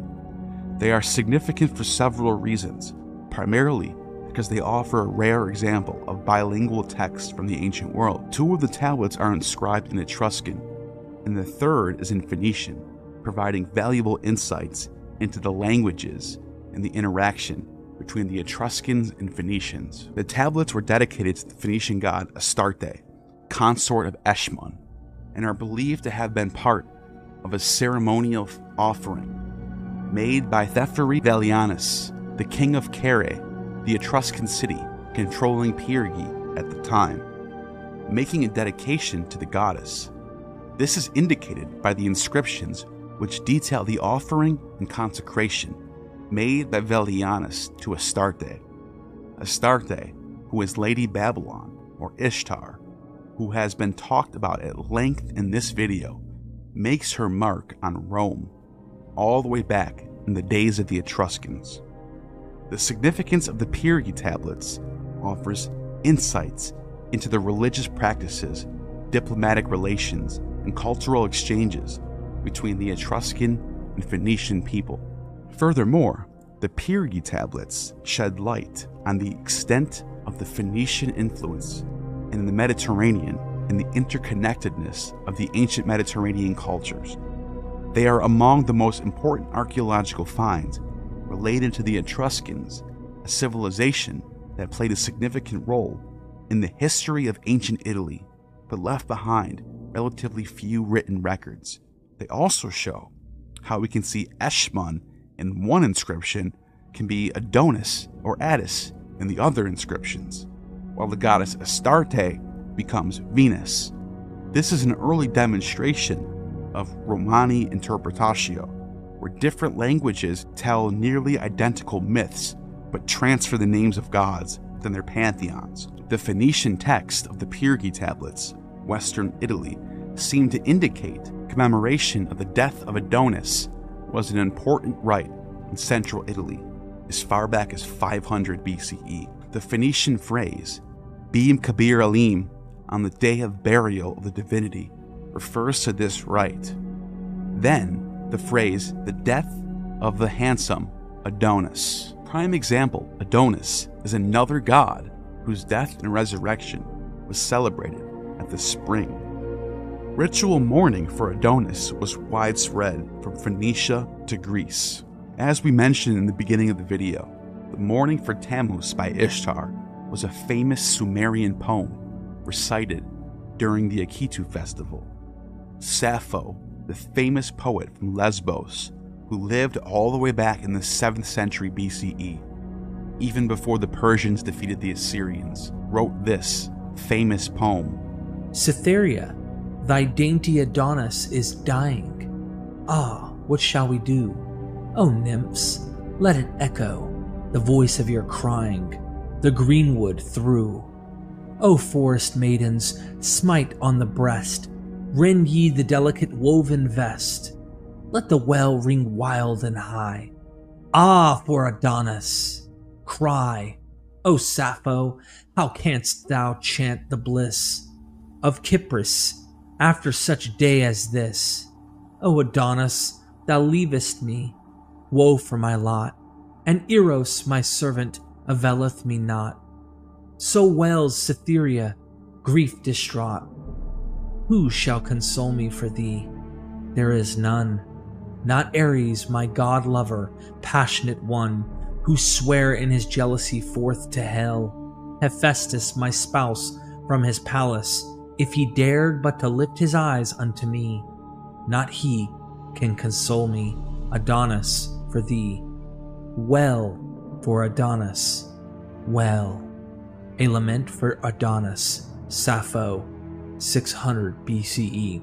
The obvious parallels to Ishtar and Tammuz go without saying. Just like Eshmun, Adonis was a beautiful hunter who was loved by Venus, and as he is hunting, he is killed by a wild boar, who in some versions of the myth say that it's Mars in disguise, who seeks to get revenge on Adonis for taking Venus away from him.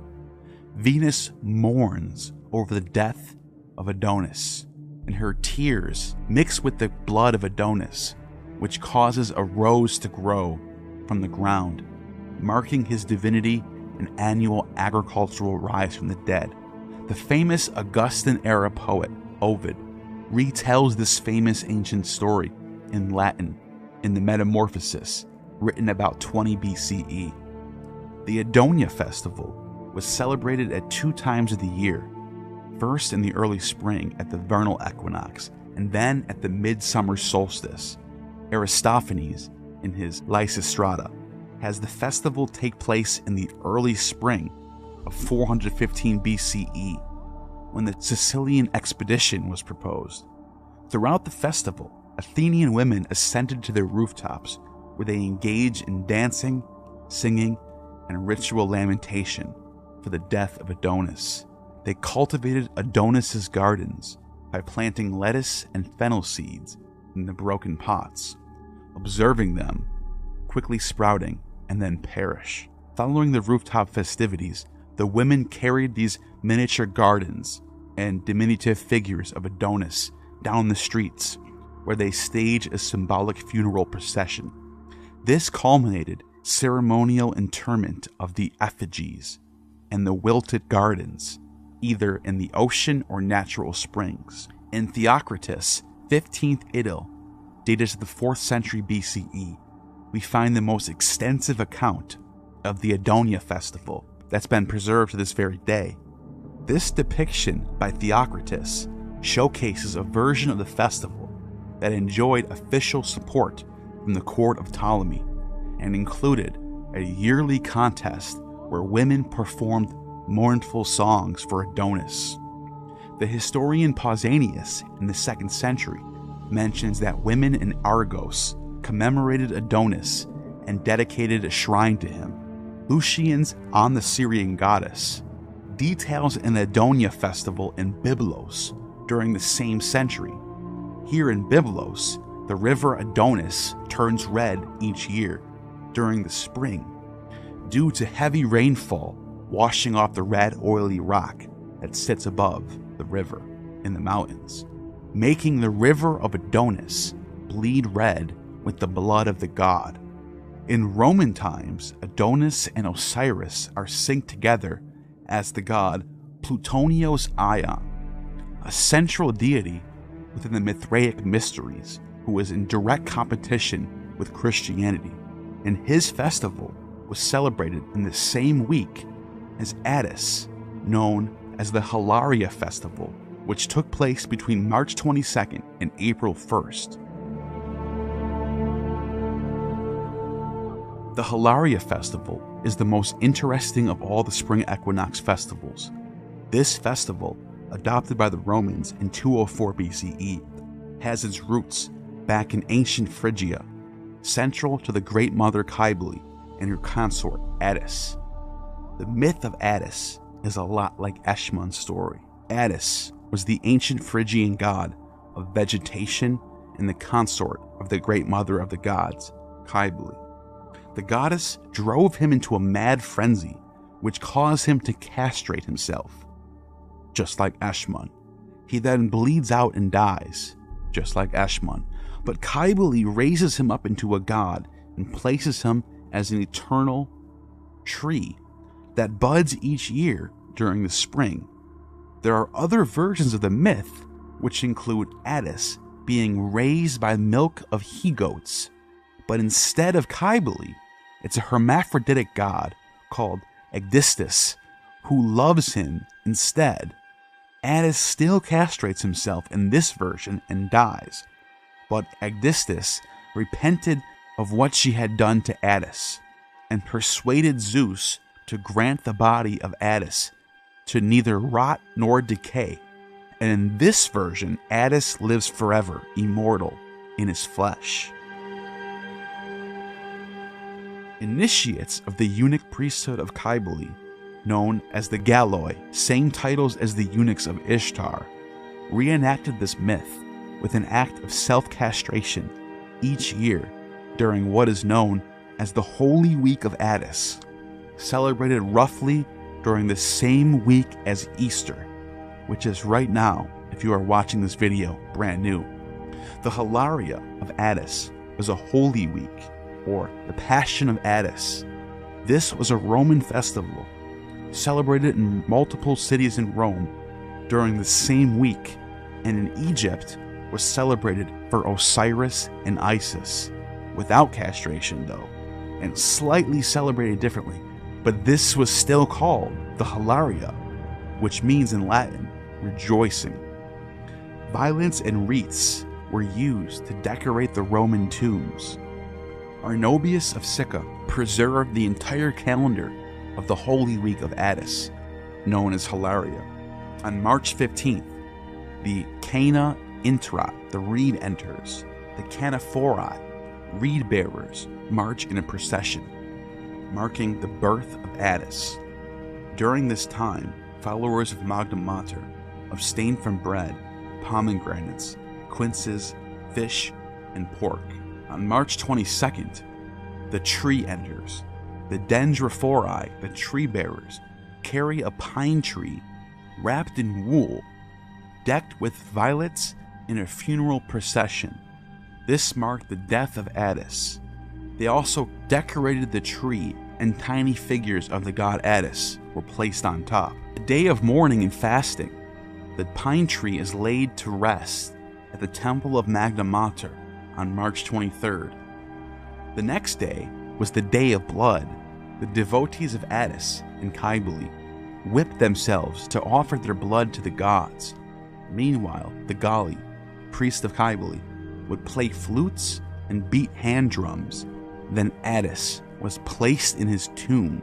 The next day would call the Day of Rejoicing. March 25th, Attis or Osiris is resurrected. People staged street carnivals to celebrate. The next day, March 26th, is the Day of Rest. After the previous day's fun, people rested. Finally, on March 27th, the Day of Washing, the sacred stone of Magna Mater was carried down the Appian Way to Almo in Rome, a tributary of the Tiber. The goddess was washed with ashes and showered with violets.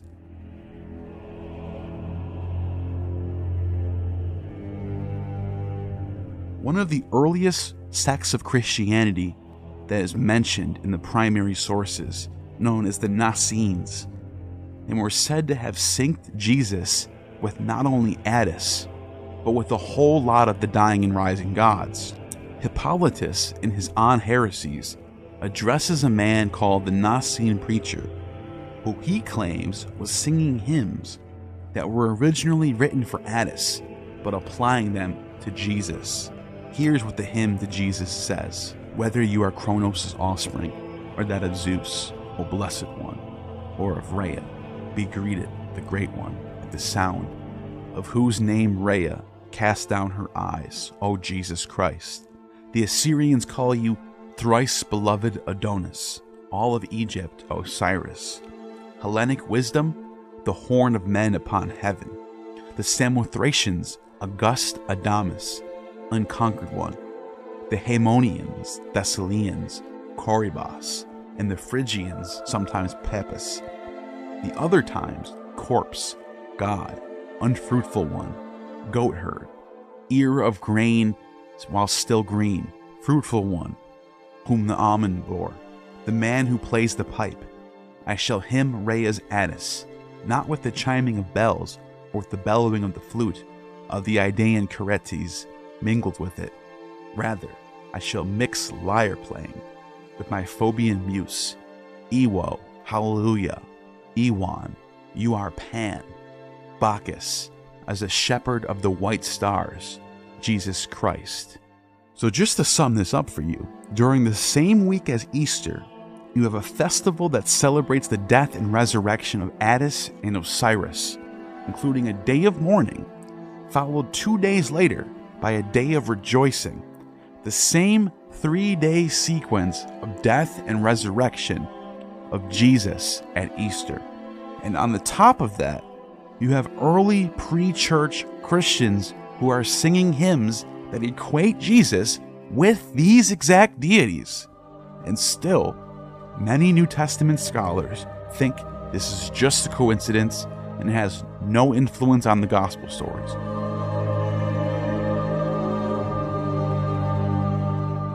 The Greek tale of Aphrodite's love for the youth Anchises on Mount Ida in the Troad was probably also loosely derived from the myth of Attis, also drawn from Adonis and Tammuz as well.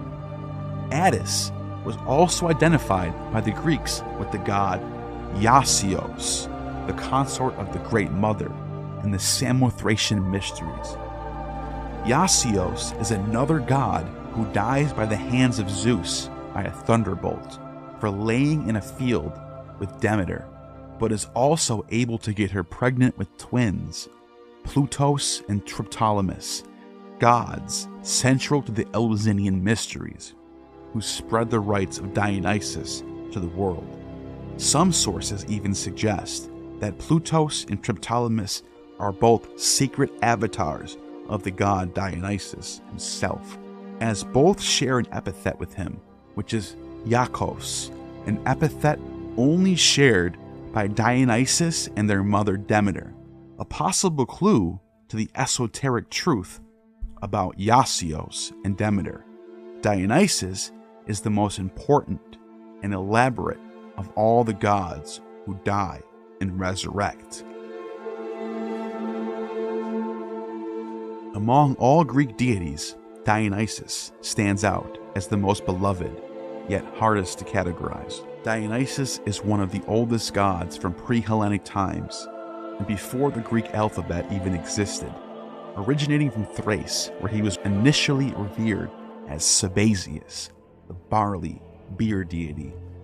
In Greece, he transformed into a god of the grapevine and fruits, overseeing and nurturing vineyards, evolving from a fertility god to a deity of ecstasy, divine inspiration, and mania, and ultimately becoming a divine figure who sacrifices himself for humanity. Dionysus' mythology is a rich blend of various characters and tales, notably including the identification as Zagreus, the horned child of Zeus and Persephone, favored by Zeus and chosen to be the heir of heaven. Dionysus was tragically targeted by Hera's jealousy, leading to a dramatic and brutal death at the hands of the Titans, dismembered, only to be resurrected by Zeus, thanks to Athena's intervention and Zeus's ingenuity. When Dionysus returns, he once again conquers death by being able to descend into Hades and successfully return with the poet Aeschylus, who he raises up and makes divine. No other god achieves both resurrection and catabasis in the same timeline other than Dionysus and Jesus. The worship of Dionysus was marked by elaborate rituals that celebrated his death and resurrection, drawing vast numbers of Greeks into the wilderness each spring, known as the Great Dionysia, celebrated at Athens and Thebes from the 10th to the 16th of the month of Elaphebolia, which corresponds exactly to the month of Nisan, which means, once again, another festival of death and resurrection that overlaps with Easter, and the attendants of the Dionysia would revel in the rebirth of nature and the god himself. These celebrations involve uninhibited drinking, ecstatic dances, and wild processions led by maenads. The rituals culminated in the symbolic dismemberment of a creature, mirroring Dionysus' own fate, to achieve a profound communion, believed to unite the participants with divine. Dionysus's cult, with its intense and mystical rites, swept through Greece, challenging the conventional worship of the Olympian gods. Despite attempts by religious and political authorities to contain its influence, Dionysus was eventually embraced within the Olympian fold, his worship formalized into the Great Dionysia at the vernal equinox of springtime.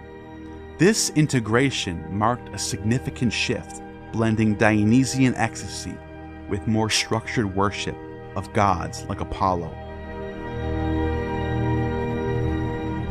Speaking of Apollo, there is another god who dies and rises at the spring, and that is Apollo's male lover, Huankinthos.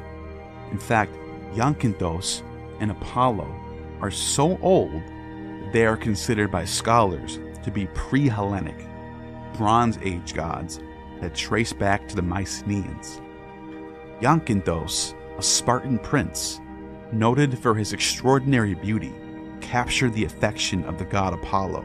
Apollo's love for Huankinthos was so intense that he left his Delphi sanctuary to spend the time with him at the Euphrates River, where he shared with Huankinthos skills in archery, music, prophecy, and athletic training. During a lesson in quote throwing, a friendly match ensued where they took turns throwing the discus. Apollo's throw was so powerful, it cleaved the clouds. Huankinthos, eager to catch the discus, ran after it, but it ricocheted on the ground, striking his head and inflicting a mortal wound. As Apollo cradled his expiring lover, his complexion grew ashen. He attempted every remedy, from various herbs to offering ambrosia, in a vain effort to mend Huankinthos' injuries. Yet, he was powerless against the destiny of fates that had been decreed. Overcome with grief for Huankinthos, Apollo yearned to shed his divinity and share in the young Spartan's mortal fate, even pleading with his uncle, Hades, to end his life. He created a flower from Huankinthos' spilled blood, the Huankinth, as inscribed on its petals the words of lamentation, alas. The flower Huankinth turned into the modern plant bearing its name. Huankinthos was eventually resurrected by Apollo and attained immortality. Pausanias has recorded that the throne of Apollo in Sparta had the depiction of a bearded Huankinthos being taken to heaven along with Polyboa by Aphrodite, Athena, and Artemis. Huankinthos personifies the sprouting vegetation in spring, which is killed by the heat of the summer. The apotheosis of Huankinthos indicates that, after attaining godhood, he represented the natural cycle of decay and renewal.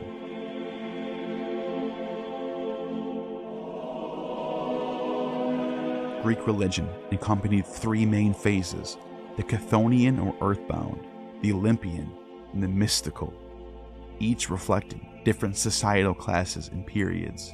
The mystical aspect embodied in the secret rites, promise, personal immortality, becoming a vital part of Greek spirituality. The Eleusinian mysteries, centered around Demeter and Persephone's myth, were paramount among these rites, symbolizing death and rebirth in a grand cycle of life that offered hope for an afterlife filled with joy and peace. This ancient promise of renewal, merged with Egyptian concepts of the afterlife, laid the spiritual groundwork for Christianity's rise in the Western world. Remember when I told you earlier in the video to remember the good looks playboy sent by Enki to charm the queen of the underworld, Ereshkigal? Enter Orpheus, the good looks playboy who lost his beloved wife, Eurydice, and travels down into Hades, where he plays his lyre in front of the queen of the underworld, Persephone, and his charm and magic of his song sways her to allow him to return from Hades and bring his wife with him. In the 7th century BCE, Greece was profoundly influenced by a mystical cult more impactful than the Eleusinian mysteries, tracing its roots back to Orpheus, a legendary Thracian bard known for his unparalleled cultural, musical, and poetic talents, as noted by Diodorus. Orpheus, a symbol of gentleness, musical mastery, and deep emotion, captivated all of creation with his lyre, taming wild beasts and moving inanimate nature with his melodies. His tragic love story with Eurydice, which led him to the underworld in an attempt to reclaim her, only to lose her again due to a moment of doubt, adds a poignant layer to this myth. His reluctance to find solace in others after Eurydice's final loss angered Thracian women, who in a Dionysian frenzy tore him apart, with Zeus immortalizing Orpheus's lyre in the stars, and his still singing head becomes a revered oracle in Lesbos, symbolizing Orpheus's immortality after death and being raised up by Zeus into the heavens.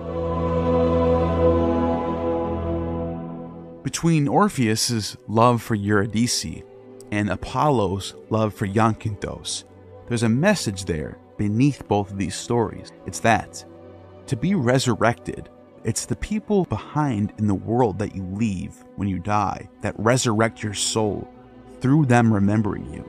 Orpheus was believed to have left behind sacred hymns, later organized by Onomacritus, the Orphic theologian, who was also credited for compiling the writings of Musaeus, the son of Orpheus, who some thought could be the same person as Moses, who left behind a text known as the Octateuch, including kresmoi, oracles, written similar to the compilation of the Homeric epics and Homeric hymns. These oracles and hymns laid the foundation for the Orphic cult, which emphasized the cycle of life, death, and rebirth, particularly through the lens of Dionysius Zagreus's narrative. This belief system introduced concepts of original sin, divine redemption into Greek thought, portraying the soul as trapped within the body, a prison or tomb, but also containing a spark of divinity from Dionysus himself. The Orphic rituals, particularly the sacraments of eating a bowl symbolizing Dionysus, the body and bread of the Eucharist symbolizing the blood and body of Dionysus, were meant to reaffirm this connection to the divine. Orphic theology provided a detailed account of the soul's journey after death, facing judgment in the underworld, with outcomes ranging from eternal damnation to rebirth through the cycle of transmigration, depending on the soul's purity. This complex eschatology, which also allowed for penances and indulgences, influenced Plato's critique of religious practices in Athens and sowed the seeds for the concepts of sin, redemption, and the afterlife that would permeate later religious doctrines. Orphism introduced a moral and aesthetic dimension to Greek religion, advocating of a lifestyle distinct from hedonistic worship of the Olympian gods and turning to piety. This movement, which likely influenced Pythagoreanism and contributed to Platonic and Stoic thought, set the stage for Christian morals, monasticism, and mysticism, echoing the dualistic view of body and soul, the pursuit of purity, and the hope for immortality. The Orphic legacy, with its rich symbols, rituals, beliefs, continues to resonate, underscoring the enduring human quest for meaning and transcendence beyond the tangible world.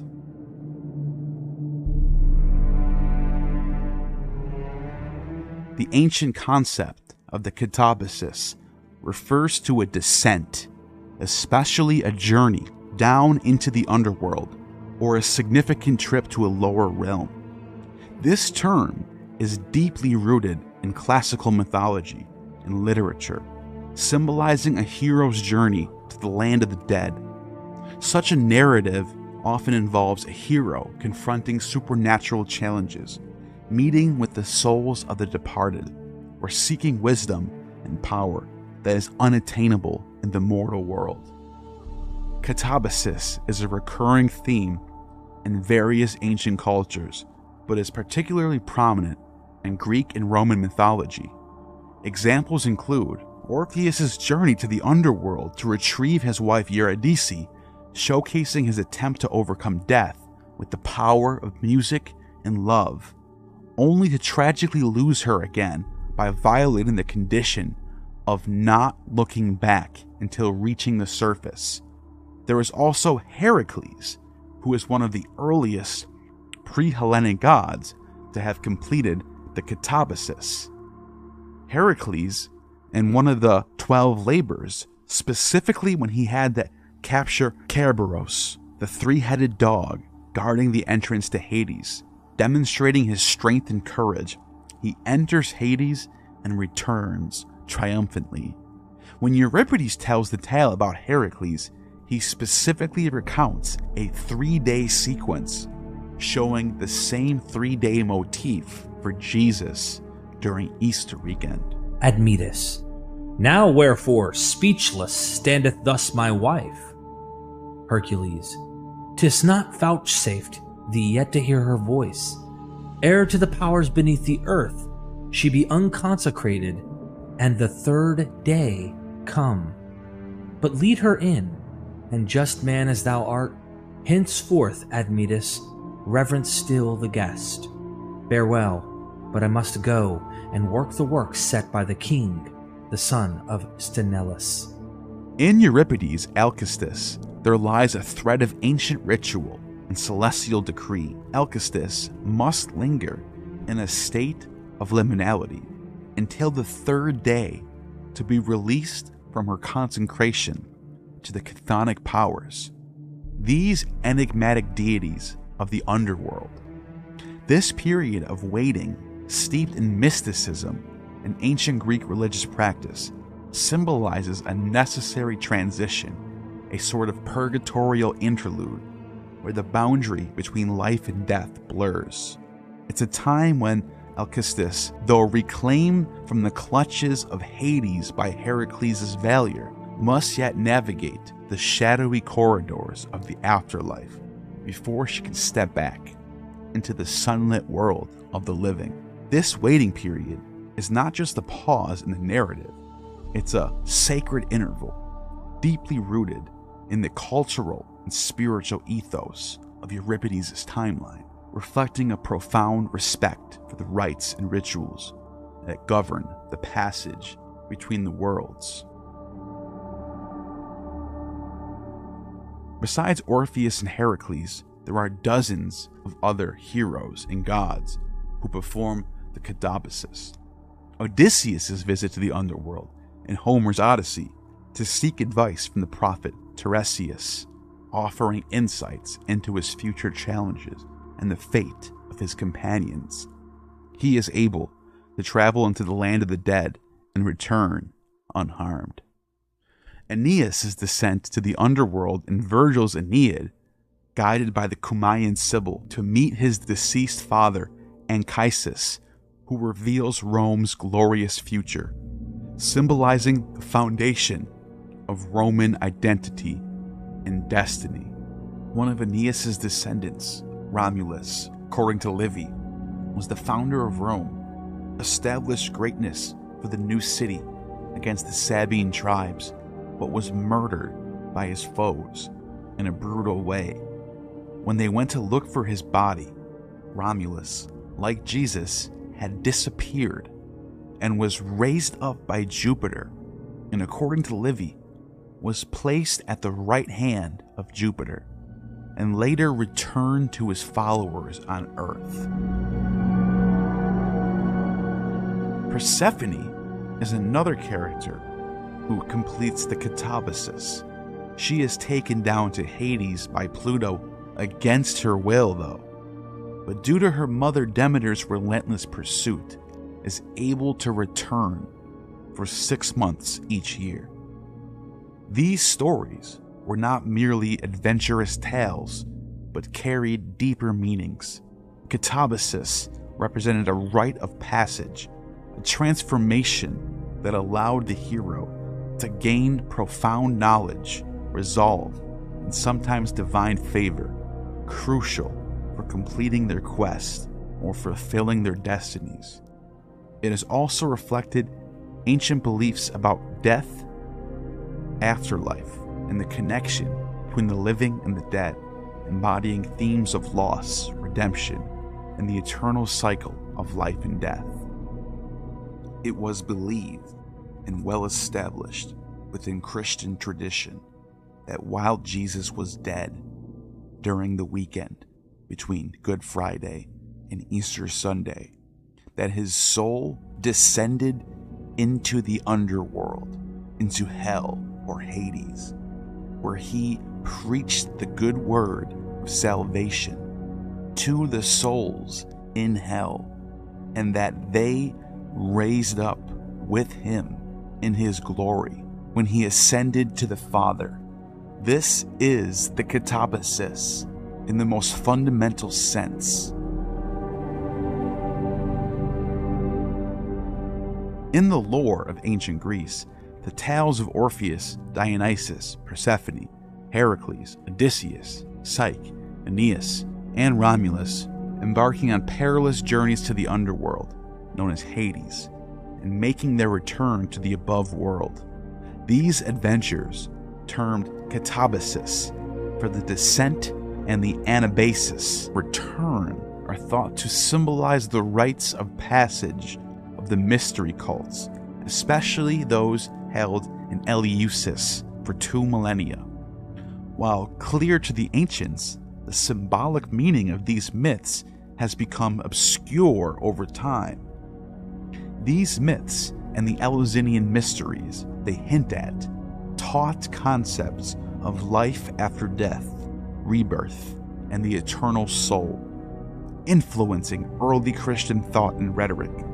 The mysteries began in Eleusis, initiated by Demeter in her search for her daughter Persephone, leading to a myth that explains the cycle of the seasons and the dual role of Persephone as the queen of the underworld and the embodiment of spring's return. The rituals of the Eleusinian mysteries, shrouded in secrecy under penalty of death for divulgence, began with purification and fasting, following the processions and sacrifices, culminating in symbolic reenactment of the soul's journey through death to a higher state of existence. This series of rites promised initiates a deeper understanding of life's mysteries, including the afterlife's reward and punishments. Before the fall festivities, initiates underwent a spring ceremony for the lesser mysteries, involving purification and learning of sacred myths. The greater mysteries unfolded in autumn, initiates experiencing symbolic death and rebirth through stage rituals in darkness, confronting fears and emerging into light. A transformation underscored by the consumption of a sacred drink made up of wine and barley, and the utterance of a mystic phrase. The highest level of initiation revealed through an allegory of agricultural rebirth, bestowed upon the initiate the title of epithys or seer, marking a profound spiritual awakening. This connection to the mysteries of life, death, and rebirth resonated with the philosophical and theological currents of the time, suggesting early monotheistic tendencies and a belief in the soul's immortality after death. These ancient rituals and their encoded wisdom found echoes in early Christianity, which adapted and expanded upon these themes to reach a wider audience familiar with the language and symbols of the mystery cults. The teachings of the Eleusinian mysteries, with their emphasis on moral improvement and the hope of a blessed afterlife, thus provided a fertile ground for the spread of Christian doctrine, blending ancient rites with the new religious insights. In essence, the Eleusinian mysteries and the mythic journeys of Greek heroes offers a window into the ancient world's spiritual beliefs and the continuity of these themes into the Christian era, underscoring the universal quest for understanding the mysteries of life, death, and the divine. Cicero's praise for the Eleusinian mysteries as a civilizing force reflects the enduring value of these ancient rites in shaping human thought and spirituality, echoing through a history as a testament to the power of sacred tradition to inspire hope and moral growth. Justin Martyr, who lived in the middle of the 2nd century, knew that these Greek myths had much overlap with Jesus in the Gospels. Jesus took bread, and when he had given thanks, said, "This do in remembrance of me. This is my body." And that after the same manner, having taken the cup and given thanks, he said, "This is my blood," and gave it to them alone, which the wicked devils have imitated in the mysteries of Mithras, commanding the same thing to be done. For that bread and a cup of water are placed with certain incantations in the mystic rites of one who is being initiated. You either know or can learn. Justin Martyr, Apology. You see, Justin Martyr had no choice but to deal with these other non-Christian myths, since there was no seminarians around to gaslight everyone into thinking that there is no pre-Christian influence outside of the Hebrew Bible. So, what does he do here to try to get around the obvious fact that Christianity is borrowing motifs and religious themes from other mythologies? He claims that demons created these myths in anticipation of Christ, so that people will fall into their trap. This is so absurd, but I thank him for leaving this behind so we can now demonstrate the truth. The devils, accordingly, when they heard these prophetic words, said that Bacchus was the son of Jupiter, and gave out that he was the discoverer of the vine. And they number wine, or the ass, among his mysteries. And they taught that, having been torn in pieces, he ascended into heaven. Justin Martyr, Apology. And Justin Martyr was not alone in this thinking. Arnobius, in his Against the Pagans, makes a similar argument, as does Firmicus Maternus in his book Error of the Pagan Religions. Rock-born Mithra versus Christ the Rock. Another pagan sacrament has the keyword theos, ek petros, God from a rock. Why do you adulterate the faith and transfer this holy and worshipful mystery to pagan doings? Firmicus Maternus, Error of the Pagans. Too bad that these myths predate the Gospels by a matter of centuries.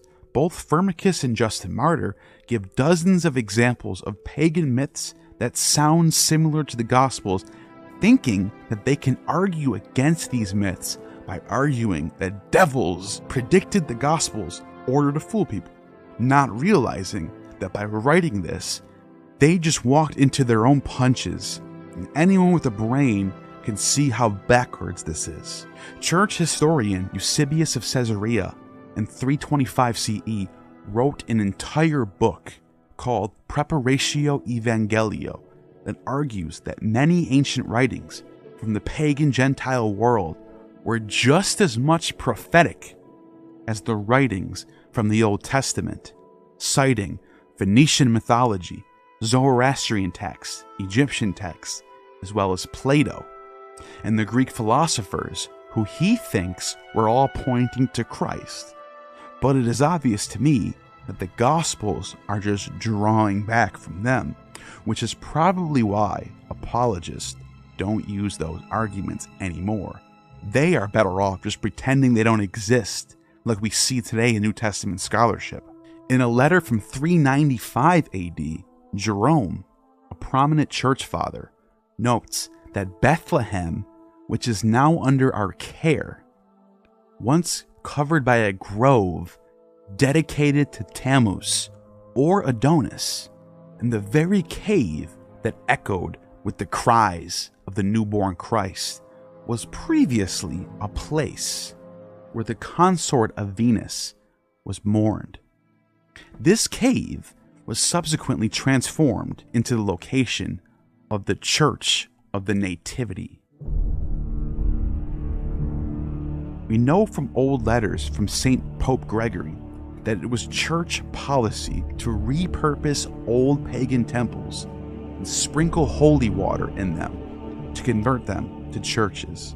But this one, the place where Jesus was claimed to be born, is the same location for the grove dedicated to Tammuz and Adonis. It seems too on the money, given everything we already discussed in this video.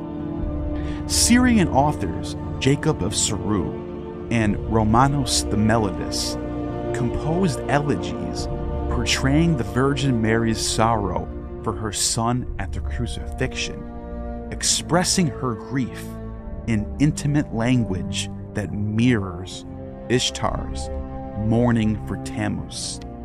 In the 6th century AD, certain early Christians in the Middle East adapted aspects of Ishtar's lamentations for Tammuz into their narratives of the Virgin Mary grieving over the demise of her son, Jesus.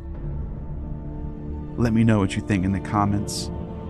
You have just attained true gnosis.